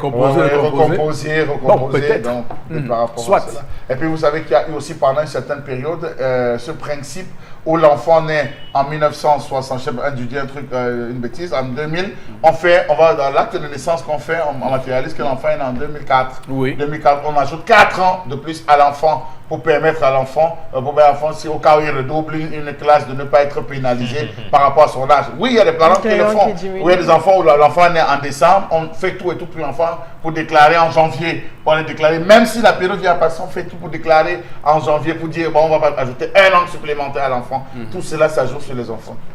Un enfant qui va très tôt à l'école acquiert aussi vite ses diplômes, mais reste immature. Donc on ne devrait pas recourir aussi à l'école pour se débarrasser des enfants. Autre réaction ce matin, quelle est donc la langue qui devrait prédominer chez un enfant? C'est Sono Amimboman qui réagit lorsque l'enfant est partagé. Le père est Ondo et puis la mère est Douala par exemple. Il peut parler les deux. Il est établi que jusqu'à 7 ans, l'enfant peut facilement apprendre cette langue. Ce qu'il faut même dire, Mbambok, c'est que c'est même une chance une femme Ewondo qui va en mariage chez un Eton, c'est ça? Un Manguissa. Douala. Un Douala, chez un Douala, une femme Ewondo qui va en mariage chez un Douala. Commence d'abord, la femme elle-même, avant de concevoir, commence à causer le Douala. La langue de son mari. L'enfant qui naît, elle commence par apprendre la langue de son mari à l'enfant avant d'apprendre la sienne. Mais de nos jours, les femmes se retrouvent non seulement à refuser d'apprendre la langue de son mari, mais se retrouvent à apprendre sa langue à ses enfants. Conséquence, langue morte. Non, c'était juste pour... non, il y a une question. Le téléspectateur a posé. Non, mais Mbambok a répondu à la question. Non, mais sauf que les deux, je pense pas qu'un enfant puisse apprendre une seule langue. Voilà, il peut apprendre les deux, c'est une chance, mais la priorité, c'est la langue du père. Du père. C'est la priorité. Je pense que l'éducation de base est religieuse est la clé fondamentale de nos ennuis. L'islam, par exemple, est une très bonne idée où on a presque et aussi le fait de visionner avec certaines chaînes irresponsables avec des enfants aussi cause de sérieux problèmes. Donc, il demande qu'on implique aussi l'éducation religieuse fondamentale pour lui. C'est faux, justement. Voilà l'un des plaies qui mine le continent africain. Justement, vous lui apprenez l'islam ou le christianisme, où se trouve sa religion traditionnelle là-dedans. Donc l'agent est complètement perdu. Parce que demain, quand il verra un Mbambok ou un Kungan, il va dire, ah là, les sorciers là, voilà comment il va arriver. Et ce que vous dites est tellement vrai que notre continent a mal de spiritualité. Il y a eu un lavage de cerveau, 4 siècles. Et je pense que le travail est difficile parce que pour faire reconsidérer aux gens le rapport à Dieu est devenu compliqué. C'est-à-dire que vous voyez des gens qui sont perdus. Non, mais c'est compliqué, Florazé. Et vous êtes la guerre mondiale, la prochaine guerre mondiale sera une guerre spirituelle, Florazé. Alors, autre réaction ce matin, je suggère à cette femme d'écouter aussi son mari. C'est vrai, c'est sûr, il faut envoyer l'enfant à 3 ans. C'est plus sûr à ce moment. C'est Russell Abeponda qui réagit. Autre réaction de ce matin, les femmes n'ont plus de du Chimie qui réagit. Les femmes ont plus souvent envie de se débarrasser des enfants, mais il faudrait aussi qu'elles puissent mesurer certaines conséquences. Parce que si lui aussi l'envoie l'enfant à l'école à l'âge, quoi va faire? Oui, quoi va faire? Tu as dit qu'il veut se reposer. Non, elle veut se Elle veut se reposer. Et Parce maintenant, la maîtresse qui, elle, s'occupe de l'enfant. Non, c'est même pas sa peine. Quelle éducation? C'est la maîtresse qui va éduquer l'enfant et va l'instruire. Donc, va s'occuper des deux. Non, il y a parfois les enfants... La maman prend l'enfant. Et Fleur a dit que c'est à 12h30. L'enfant vient fatigué, soit le soleil ou la pluie de nos jours. Il dort jusqu'à quelle heure? Il se réveille, il va reprendre les positions. Quelquefois même la maman va lui chercher un répétiteur. C'est pour montrer. Parfois même quand nous sommes à la maison, les enfants nous fatiguent. Je ne pas dire qu'on n'aime pas nos enfants, on les aime franchement. Vous ne pouvez pas dire que l'enfant vous fatigue et vous dites que vous l'aimez. Non, on les aime. Fatigués dans quel sens? Tu ne comprends pas dans le sens, Père Momo. Tu peux être en train de faire telle chose. L'enfant, peut-être tu es en train de travailler, si l'enfant est en train de tout détruire là-bas. Si l'enfant était à l'école, tu pouvais me profiter, faire les deux choses en même temps. Tu sais toi-même comment tu étais têtu. J'étais têtu. Et ce maman a dit un jour que tu dérangeais. C'était à notre époque, nous on partait à l'école à 6 ans. Alors, est-ce que tu as dérangé maman? À 4 je me précipitais même pour partir à l'école. Il y a un autre problème qu'on n'est pas en train de voir, c'est que les parents se débarrassent de leurs problèmes pour en donner une multitude de problèmes à l'enseignant. L'enseignant va se retrouver en train d'enlever les couches à un enfant qui fait pipi, qui n'a pas pu parler. L'enseignant va se retrouver en train d'accompagner l'enfant aux toilettes faire bobo. Si à la maison l'enfant a des toilettes modernes et que les différents enfants, l'autre c'est sur le pot, l'autre c'est... Mais regardez un peu ce que les parents sont en train de donner aux enseignants. Mais Charles, pour vous, l'âge idéal, c'est quel âge? L'âge idéal pour envoyer un enfant à l'école, 4 ans. Mais à 4 ans, il y en a qui font toujours popo. Donc ça veut dire que ça devient une exception. Les enfants qui font toujours popo et qui font le pipi et tout. C'est une exception. C'est du commun de maîtresse. C'est leur rôle. C'est leur rôle. C'est leur devoir d'encadrer les enfants, même dans ces petits détails. C'est donc, pas que le parent se débarrasse de l'enfant. On est en maternelle. C'est pas le rôle de on est en maternelle. Non. Je dis on est en maternelle. Que l'enfant ait 3 ans ou 4 ans, les femmes en maternelle savent que c'est leur rôle parce qu'elles sont un peu comme les mamans de ces enfants qui font encore pipi, caca et tout. Donc moi je veux dire que cet argument n'est pas très lourd. Mais pourquoi la maman ne s'occupe donc pas de l'enfant qui a 2 ans?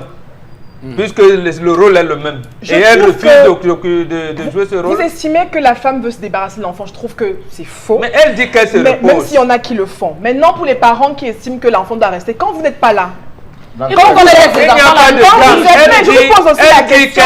Quand vous êtes au travail, madame au travail, l'enfant de 2 ans reste avec qui? Il faut qu'on vous laisse souvent. Où est l'encadrement de l'enfant à ce moment? Elle n'est pas au travail. Elle dit qu'elle se repose. Il faut qu'on vous laisse souvent les enfants là même pour une demi-journée. D'accord. Ou encore le jour de repos. Merci beaucoup. On vous laisse ces enfants On va vous les hommes. passer à la revue des réseaux sociaux, Florazé. La première information pour ce vendredi, là, on revient avec la crise anglophone. Pour terminer avec cette actualité, hier déjà on en parlait et aujourd'hui on vient pour dire que la demande de libération d'Ayoub Tabé et compagnie est donc rejetée. L'absence aussi des prévenus a donc relevé la polémique autour sur l'assassinat aussi supposé du leader sécessionniste et puis Sadia sur la toile. Et puis on rappelle qu'au thème d'une audience tenue en début d'après-midi donc hier et puis dans le bureau du président du tribunal de grande instance en présence du procureur de la République. Et voilà, donc le juge a décidé de rejeter cette demande d'ABA corpus et puis introduite aussi depuis environ 3 mois, on le rappelle, par le collectif d'avocats chargé de défendre Sisiko Ayoub Tabé. Voilà, donc demande d'habeas corpus rejetée par le président du tribunal de grande instance du Fundi. Alors, bon, Bengan, alors, premier enseignement qu'on pourrait tirer, quels sont les enseignements qu'on pourrait tirer de cette affaire? Que le pouvoir judiciaire est toujours sous la botte du pouvoir exécutif et il ne veut pas s'émanciper. C'est la première information. Deuxième, c'est que le tribunal de grande instance de Foudi a dit quittez-moi avec ce problème-là. Je ne veux pas ça ici, allez ailleurs. Donc, troisième enseignement, c'est que l'État du Cameroun, qui a porté plainte contre Ayoub Tabé et consorts, refuse que les avocats constitués rendent visite à leurs clients, mais comme ses propres avocats qui donne des informations aux avocats. Ça me paraît quand même quelque chose de terrible. Terrible en ce sens que vous avez vos avocats qu'on interdit de venir vous voir. Mais le plaignant, lui, il a commis des avocats pour vous. Et c'est eux qui viennent. Et la preuve avec que Flora l'a peut-être pas bien précisé dans son rendu, est qu'ils oublient de mettre les pièces qui puissent amener les prévenus au tribunal. D'accord. Et vous avez vu la réaction même du procureur, qui lui, la charge de les amener, il ne les amène pas. Voilà comment on fait. Et ça relance donc la polémique, puisque la presse a lancé à un moment donné. Est-ce qu'ils sont même encore vivants? Puisque on n'a pas encore de preuves formelles. Voilà. L'autre fois, la première sortie qui avait dit qu'ils étaient vivants était faite par Maître Assira. Maître Assira dit, sur la base des déclarations de mes confrères du cabinet Mouna, je dis, voilà. Il a dit, sur la base, je ne les ai pas vus moi-même, mais je donne des déclarations sur la base de ce qu'a dit mon confrère. Et il serait en santé, il serait, voilà. D'accord. C'est tout. Donc on est encore dans le conditionnel. On n'est pas. Alors qu'on pensait que hier aurait été peut-être une évolution dans cette crise anglophone, on verrait plus. Est-ce que vous pensez est-ce que vous donnez raison à ceux qui disent que ce qui s'est passé hier contribue à aggraver la situation? Oui, je pense oui. Ça contribue à aggraver. Si l'État du Cameroun les avait sortis, même si le président du tribunal avait décidé de les libérer. De ne pas les libérer. Au moins, quand on les aurait sortis, ça aurait calmé un peu. Je veux dire, le pouvoir central aurait pu ça, même de manière politicienne, ça allait contribuer à calmer la situation. Et rassurer les gens. Et même sur le plan international, allait dire que enfin la procédure judiciaire est enclenchée. Mais ici, j'ai peur vraiment, parce que avec la conférence des religieux qu'on a reportée pour le mois de novembre, avec le 7 octobre prochain, avec le 1er octobre, avec l'enlèvement du chef de l'autorité traditionnelle, du Premier ministre dans son village, j'ai l'impression que la situation risque de s'aggraver davantage. D'accord. Parce que là, on a même défié le Premier ministre chez lui. D'accord. Donc, clairement, il y a des raisons de s'inquiéter et de dire que le dialogue pourrait, au final, être enclenché. Mais pour qu'il y ait dialogue, il faut qu'il y ait sincérité de part et d'autre. Absolument. Il faut qu'il y ait sincérité. Et vous voyez, l'autre parti ne veut pas avoir d'interlocuteur. Les leaders religieux leur disent, nous voulons vous donner les interlocuteurs. Ils disent, non, ce n'est pas le moment. D'accord. On vous dira. Voilà, le dialogue est plombé. Très bien. Alors, on va passer à l'autre sujet, Florazé. La seconde information qui enflamme une fois de plus la toile, c'est donc les résultats du concours d'entrée à l'école africaine des métiers, de l'architecture, de l'urbanisme de Lomé au Togo. Je rappelle que c'est un scandale qui met le ministre Abouentou dos au mur. Et puis l'affaire n'arrête pas de faire de gorge chaude dans les chaumières depuis justement la publication de ces résultats. Certains évoquent une liste d'admission ethnique exposant particulièrement la région de l'Ouest Cameroun. Face à ce scandale, le ministre a quand même tenu à relever qu'il s'agit de mérite, et puis ce sont des résultats d'un concours ouvert à tout le monde, et puis dans des conditions ne dépendant pas du Cameroun, les copies mises sous scellé, et puis devant des huissiers, la police, et puis a envoyé au Togo pour correction. Donc très peu de chances pour que les résultats soient entachés. En tout cas, un justificatif qui ne convainc pas beaucoup. Certains évoquent également des manœuvres autour de cette liste. Eric Fopoussi qui continue de faire jaser sur la toile. Alors, le Cameroun, c'est un pays passionnant. Hein. Franchement, je suis fier d'être Camerounais parce parce que tous les jours, il y a ces polémiques qui naissent, ces scandales qui naissent. Alors là, on a clairement un cas patent de comment dans ce pays l'on vit. Alors, ce qui est reproché au ministre Jean-Claude Poinchou par rapport aux résultats de cette école, au concours d'entrée à cette école africaine des métiers de l'architecture et de l'urbanisme, il faut dire que il y a un officiel de son ministère qui dit que il a secrétaire général. Oui, non, directeur de la sous-directeur de l'urbanisme. De l'urbanisme, voilà, sous-directeur de l'urbanisme, qui estime qu'il y a eu de la rétention d'informations au moment du lancement du concours et que l'avis du concours lancé n'a été donné qu'une semaine avant la date, on va dire, limite. Ce qui aurait favorisé d'ailleurs le fait qu'on ait permis aux gens de l'Ouest de postuler beaucoup plus que les autres. Chalamel, qu'est-ce que vous en pensez? Alors, M. Eric Fopoussi, je dirais très simplement à ces vendeurs d'illusions de se taire. Non mais... Il raconte... Non, mais si c'est avéré, ça c'est grave. Vous m'avez posé une question, M. Eric Fopoussi. Oui. J'ai pris sur moi de rentrer 10 ans en arrière.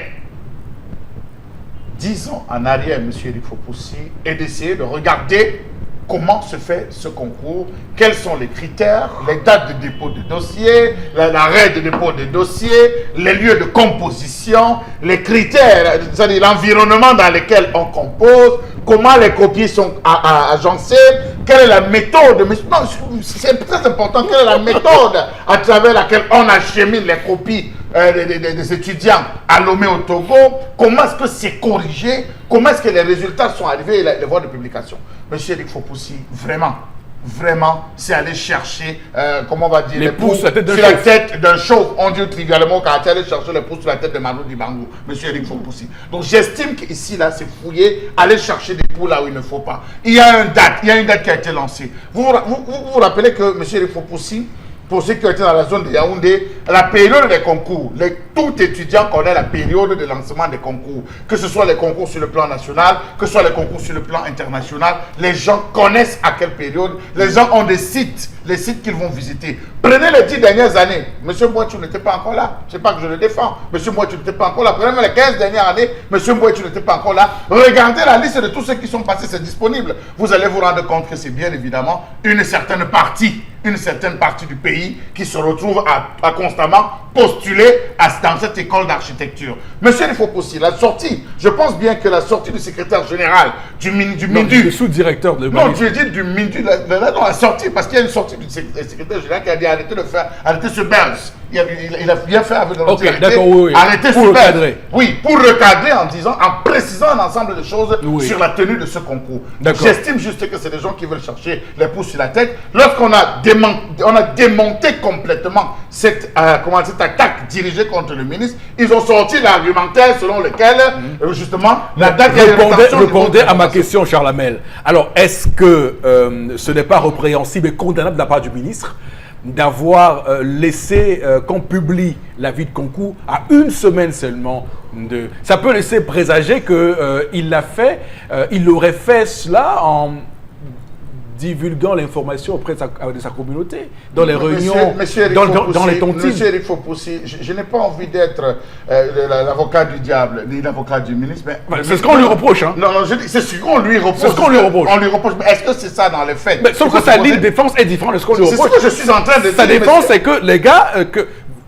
Sa défense, c'est qu'il estime que les copies sont corrigées à Lomé et qu'il n'a aucune influence là-dessus. Mais sauf que c'est pas ça qu'il lui reproche. Non, monsieur Eric Fopoussi, au départ, sur la toile, on a dit qu'il n'a favorisé que les gens de la région de l'Ouest.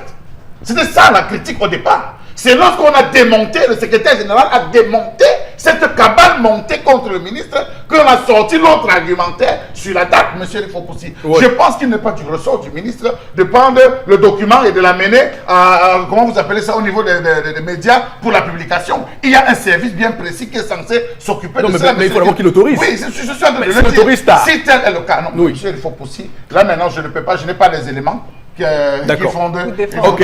qui font, Ok. je ne peux pas, donc je ne- Bon, est-ce que, on parle là des avis de lancement de concours au Cameroun. On sait que ce n'est pas le seul concours. Il y a beaucoup de concours au Cameroun qui sont lancés le plus souvent. Vous apprenez le lancement de ce concours à 2 jours de la date de fermeture du dossier. Donc, c'est une habitude camerounaise. C'est comme ça que vous pouvez, que vous lisez, que vous appréciez ce scandale. Ou bien vous restez sur le tribalisme? Non, pas encore, parce que je ne peux pas l'incriminer ou le dédouaner. D'accord. Là non plus. Mais je sais que si les propos tenus par le sous-directeur de l'urbanisme, M. Bello Mohamed, qui est également le responsable de ces concours, s'il confirme ce qui est les propos qui lui sont tenus, là je vais reprocher le ministre du tribalisme. Voilà. Mais si ce n'est pas confirmé, bon, je vais dire que c'est une machination portée contre le ministre. Mais il dit quand même qu'il importe de savoir que lors de la réception des dossiers de candidature, 95 à 98% des candidats étaient originaires de l'Ouest. Et dans ces conditions, il n'est pas possible pour les autres tribus de challenger. Il faut bien que nous disions s'il a tenu ses propos ou pas. Voilà. Si c'est lui qui les a tenus, ça veut dire que le ministre est tribaliste. Ça veut dire qu'en fait, le ministre, comme on dit, il a distillé l'information au sein de sa communauté. Comme Par les tontines et associations. Par des tontines et tout, pour permettre à ces gens de se préparer et que le jour où on va rendre public la date du concours, les autres n'aient pas la possibilité de constituer les dossiers ou alors très peu de temps. Bon, maintenant, il reste à savoir si monsieur Bello Mohamed confirme. Alors, cela. selon les allégations, les allégations de Charles Abel Mathieu ce matin, il est rentré dans les 15 dernières années. 15 Et dernières années, oui. il se trouve que ceux qui réussissent au Cameroun, La majorité, c'est toujours régulièrement, sont de l'Ouest. Alors, qu'est-ce qui peut expliquer cela? Est-ce qu'avant lui, il y a eu ce même type de procédé de rétention d'informations pour favoriser une seule région? Je n'en sais rien. Il peut y avoir des mêmes familles. Lorsque dans une équipe de football, ils étaient 4 joueurs à l'équipe nationale. François Obiyik et Kanga, on ne parlait pas de tribalisme. Quand c'est le mérite, c'est le mérite. Même si vous êtes 2 jumeaux qui réussissent au concours, même si vous êtes les enfants du président de la République, on ne va pas. Mais pourquoi on ne sort pas de ce logiciel au Cameroun qui veut que lorsqu'il y a un concours, on pense toujours au tribalisme, on pense au marchandage des places? Les propos ne sont pas tenus par monsieur tout le monde. Oui. Le responsable en charge de l'organisation de cet examen au Cameroun qui sort de tels propos, ça doit questionner. Moi, c'est ça mon problème. Je ne vais pas rentrer en arrière pour savoir que... Est-ce que c'est pas un cas... Non, c'est pas un cas isolé. Dans tous les concours qu'on organise... Même si ce n'est pas isolé, s'il a procédé de cette manière, ça veut dire qu'il a des élans tribalistes. C'est pas un cas isolé. Quand on sort les résultats de l'ENAM, il y a toujours ce type Ça veut donc dire que ceux qui sont autour du concours de l'ENAM sont tribalistes et procèdent par le népotisme. Pourquoi ne pas le dire? D'accord. Il y a le népotisme, veulent mettre leurs enfants et leurs biens. Ils font du tribalisme et du népotisme. C'est de toutes choses qu'on doit critiquer. Parce que même le récent concours, souvenez-vous, le récent concours de l'entrée à lyrique également avait subi... Toujours même le concours de la police tout récemment avait subi. Les gens ont estimé qu'il y avait un certain nombre de noms qui appartenaient à cette tribu. Si c'est une déviance sociale, on doit décrier, dénoncer. Je suis Ce n'est d'accord pas avec parce que Mbombok a favorisé ses enfants que moi aussi je vais favoriser les miens.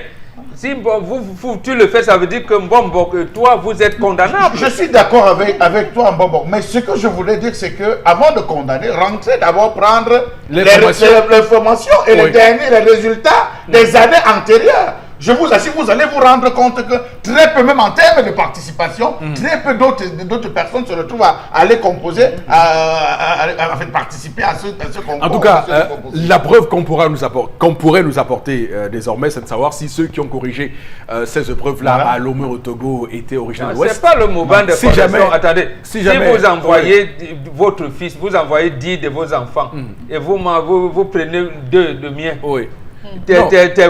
Sauf que ce type de parce que là je rejoins Charles Hamel, ce type de pensée est dangereuse pour le Cameroun, ce type-là, parce que souvenez-vous, Monseigneur Tony Bakos Bakos avait fait la même remarque avec les messieurs catholiques d'Afrique centrale, de l'UCAC. Voilà. Mais Et c'est dangereux pour un pays comme celui-ci. justement, C'est dangereux dans ce type de oui, Absolument. Mais Oui. le père Lado est là. Il Oui. a dit lui-même, même récemment, qu'avec l'université catholique, ils se sont séparés en queue de poisson avec les chamailles. Ça veut dire que des choses qui lui étaient reprochées étaient vraies.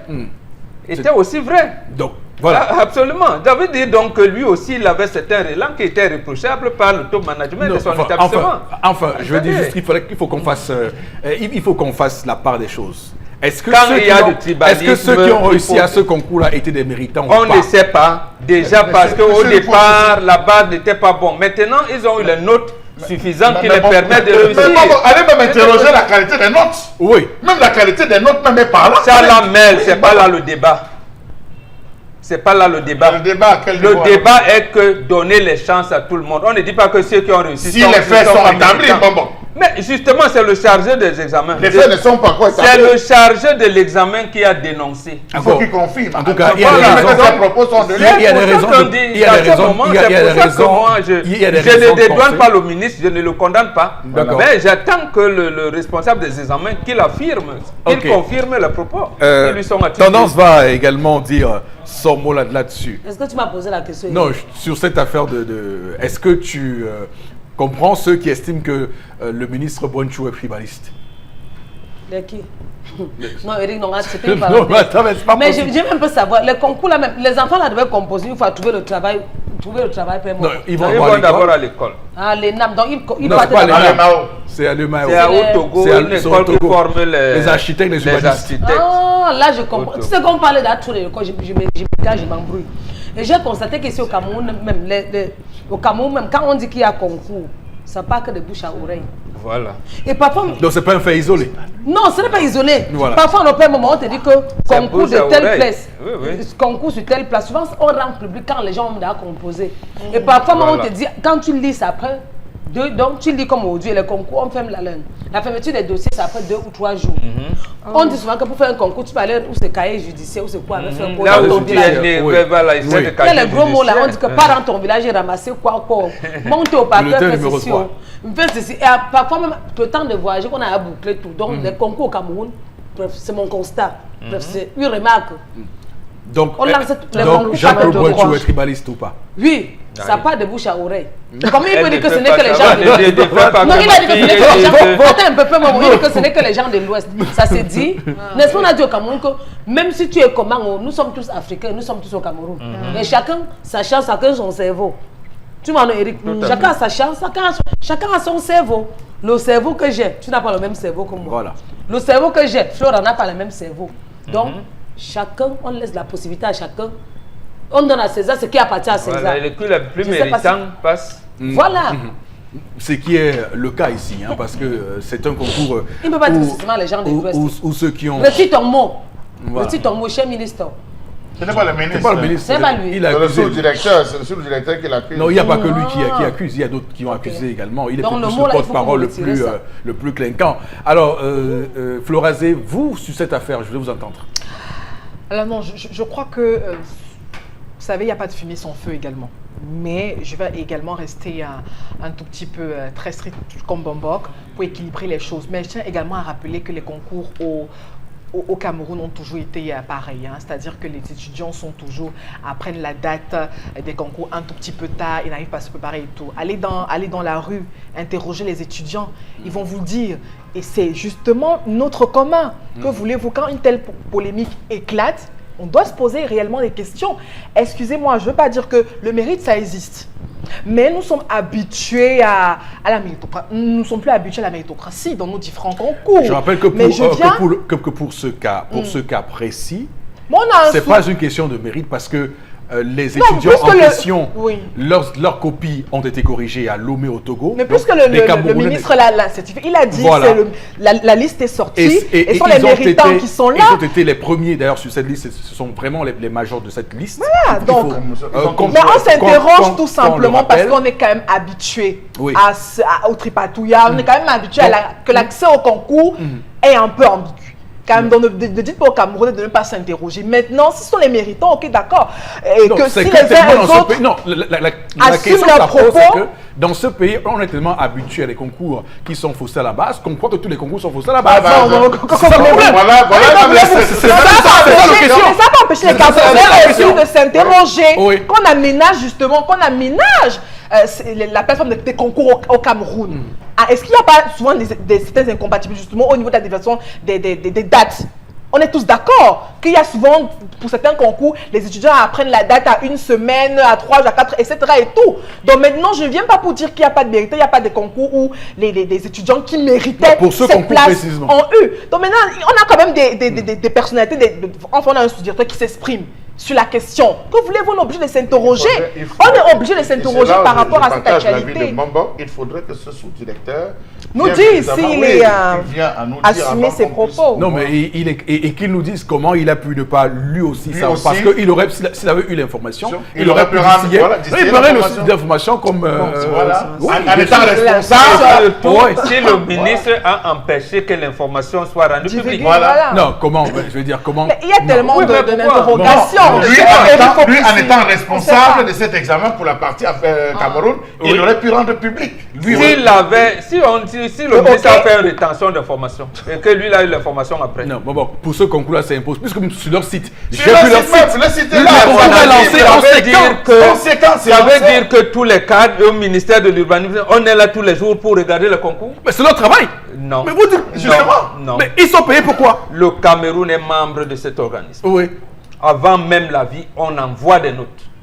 C'est-à-dire que le Cameroun, le pays membre, n'apprend pas par le site. Non, je veux dire. Nous ne parlons pas de. Non, je parle du sous-directeur, M. Sana Mohamed. Ça veut dire que la lettre arrivée, c'est adressé au ministre en charge de cette chose-là. Si le ministre fait la rétention de l'information, c'est grave. Non. Maintenant, c'est à lui de nous prouver que le ministre a fait. Non, mais c'est vraiment invraisemblable. Attendez, puisque c'est lui qui parle, non, à quel moment a-t-il eu l'information? La question est que c'est invraisemblable. Puisque la première ligne de défense a été différente. Ils ont estimé qu'il y a eu du favoritisme. Quand le ministre s'exprime, maintenant, le monsieur en question, que vous appelez, justement, je l'oublie, fait une nouvelle sortie pour dire ça. Non, est-ce que c'est lui qui a parlé le premier? Non, c'est pas le cas. Voilà. Ça veut donc dire, comme disait Flora, qu'il n'y a pas de...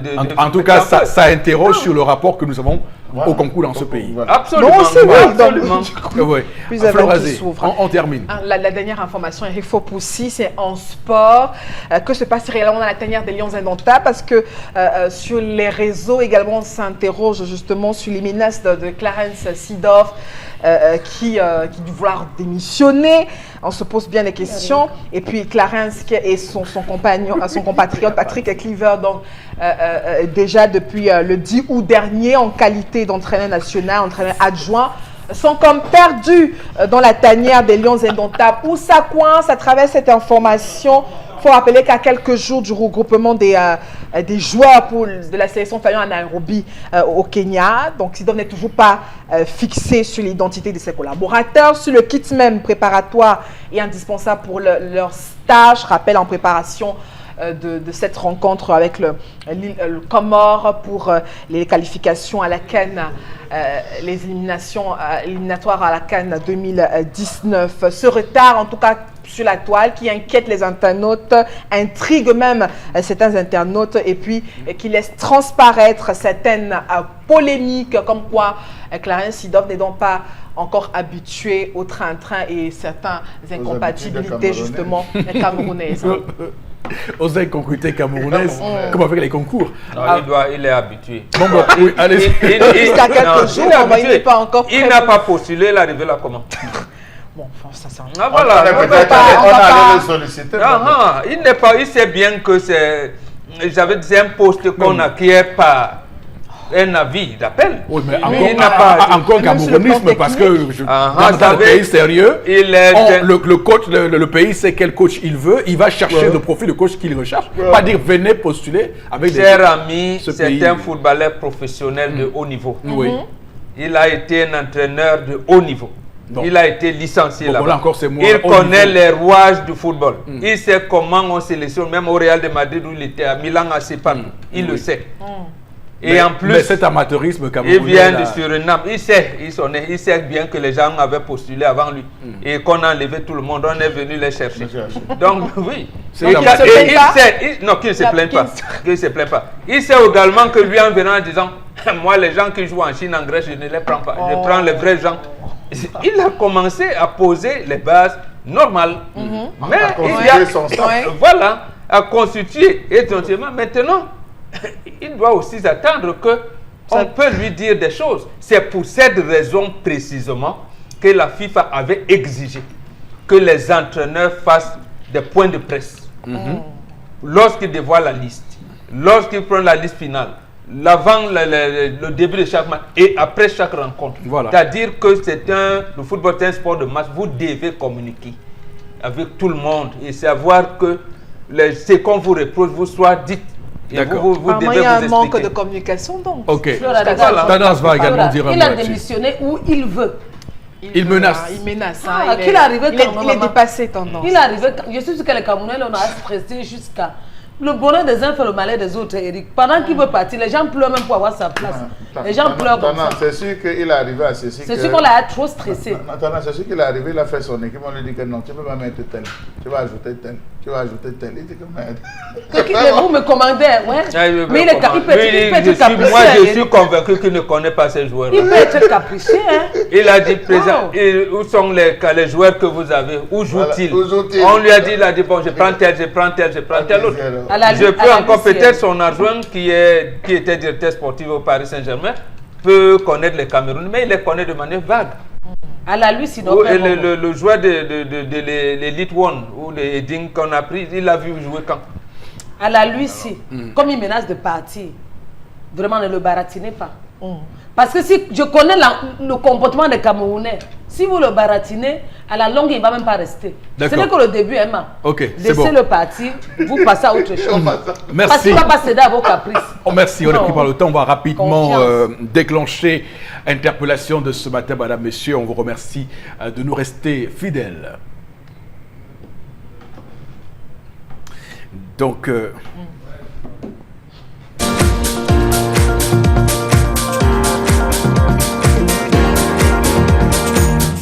Oui, nous faut un gouvernement sensible au peuple, qui soit au milieu du peuple, qui peut diriger le peuple, pour nous éclairer. Parce que là où nous sommes là aujourd'hui, nous n'avons rien, nous n'avons ni route, nous n'avons ni l'eau, on n'a pas d'électricité, on n'a pas des hôpitaux capables de nous soigner.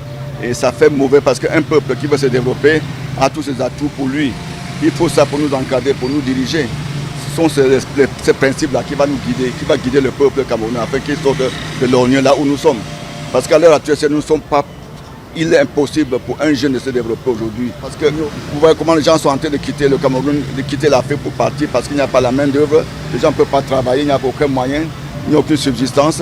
Et quand il y en a même, il y a certains gens à qui on le donne, on ne donne pas aux autres. Et ça, c'est mauvais.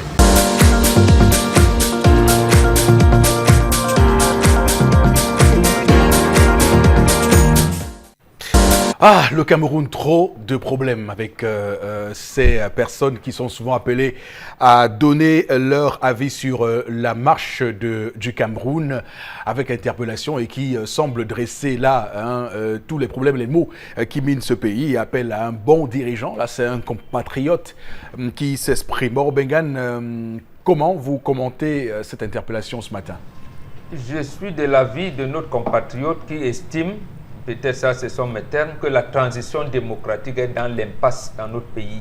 C'est-à-dire que quelqu'un vous promet des choses, il ne les réalise pas et on vous dit que c'est toujours lui l'assurance à tout risque et qu'il n'a pas besoin d'essayer quelqu'un d'autre.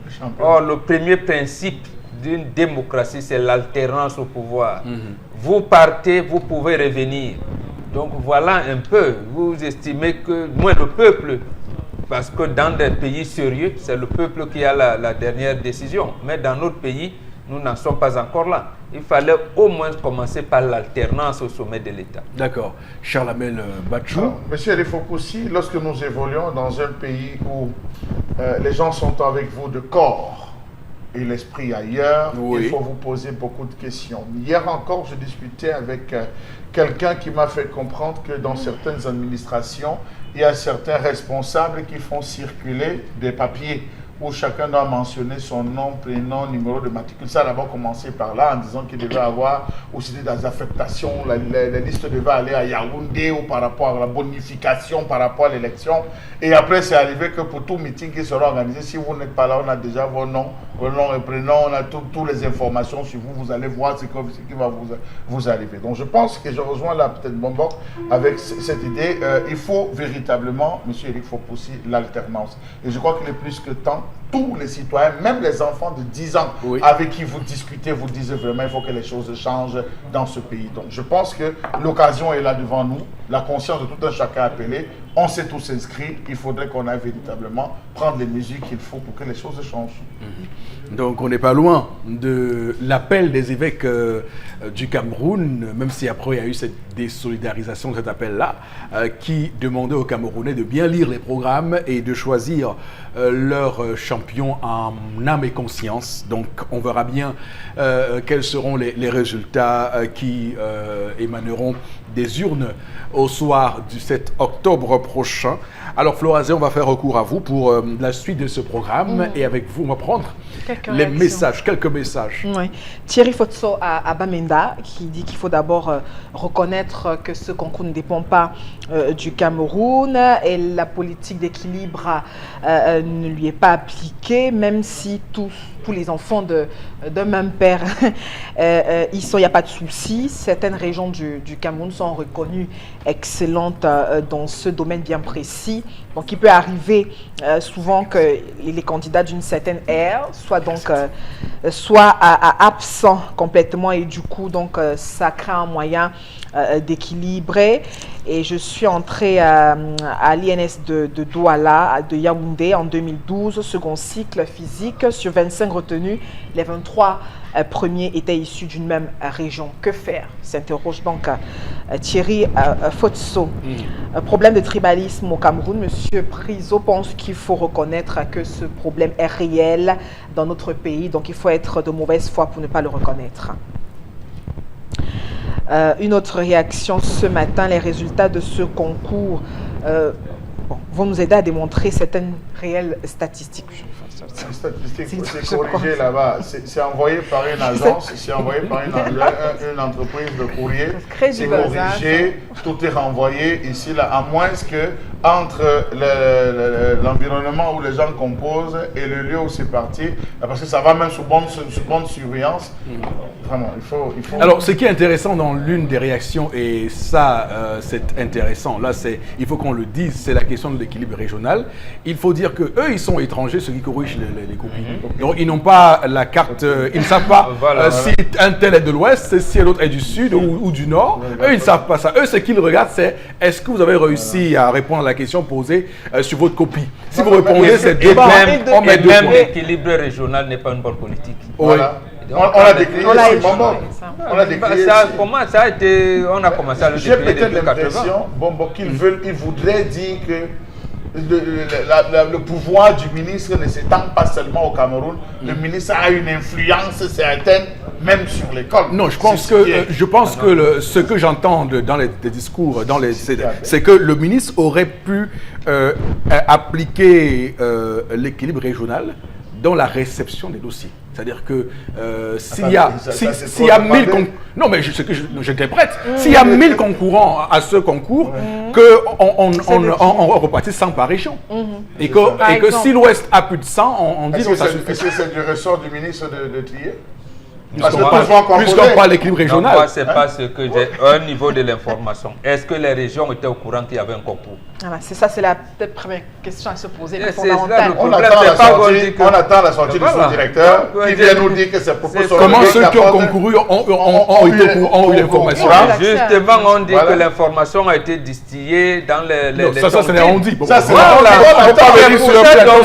C'est tout à fait normal que le responsable du concours le dise. Fasse une déclaration publique. Voilà. Avec les preuves à l'appui. Alors, il y a Roland Kemeunier qui réagit. Pour lui, il pense que c'est normal si la majeure partie des postulants sont de l'Ouest Cameroun. Bon, et que les résultats ne nous surprennent pas. Enfin, c'est son avis. Il y en a tellement de réactions. Il faut éviter les élans tribalistes. Nous ne sommes pas là pour faire la promotion du tribalisme. Nous sommes en train de décrier, au contraire, le tribalisme qui sévit. Mais nous disons que, puisque cette affirmation a été faite par le sous-directeur, Bombo l'a dit qu'il fasse un point de presse et qu'il fasse une déclaration publique où il atteste en disant en telle date, la preuve, ça n'a jamais paru dans le journal officiel, ou qu'il présente cela pour qu'on puisse certifier ou infirmer l'ensemble de ses propos. Non, je veux dire que même quand on lit le sous-directeur en question, il dit que la vie a été affichée dans un barbillard qui n'est pas très fréquenté. Je veux dire, à un moment donné, le barbillard d'un ministère tient un lieu de publication d'un concours. Non, quand même, c'est un sous-directeur qui ne peut pas non plus mettre ça en doute.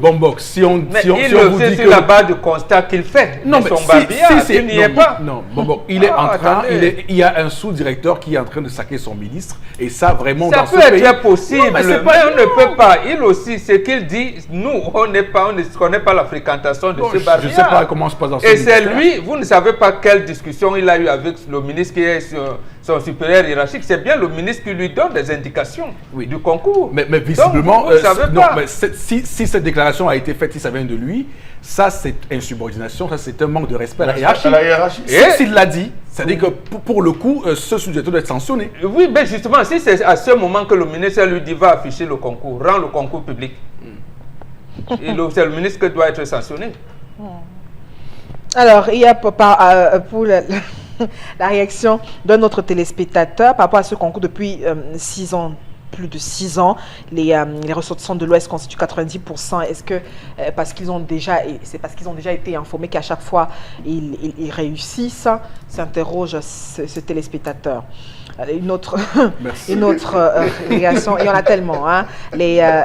Beaucoup de personnes au Cameroun pensent qu'il y a certains concours dont l'accès est interdit aux personnes d'une classe sociale très basse, les NAM, les RIC et bien d'autres. Plusieurs bacheliers très brillants ont peur même de faire ces concours des écoles parce qu'ils ne connaissent déjà pas ils connaissent déjà leur sort. Voilà parce que est-ce que les gens, est-ce que d'abord il faut qu'on interroge aussi, est-ce que ce concours est aussi prisé que ça? Parce que moi, sincèrement, je vous dis ce concours-là, est-ce que les gens veulent être architectes? Est-ce que les gens veulent être la vocation Est-ce que les gens veulent être ça? Parce que sincèrement, architecte, bon, enfin, je pose encore la question. Il y en a. Oui, mais il faut poser la question à l'ami de Bamba non, mais vous voyez ce qui lui arrive.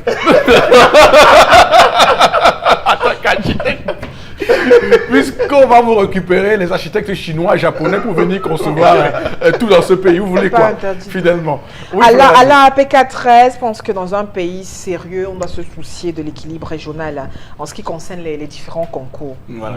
C'est bien ce qu'on disait ici, Bobo Benguel. Les gens veulent qu'on fasse un quota de participation à ce concours-là qui n'est pas corrigé par nous. Ça veut dire qu'à tous les autres concours, il faudra procéder à ce quota.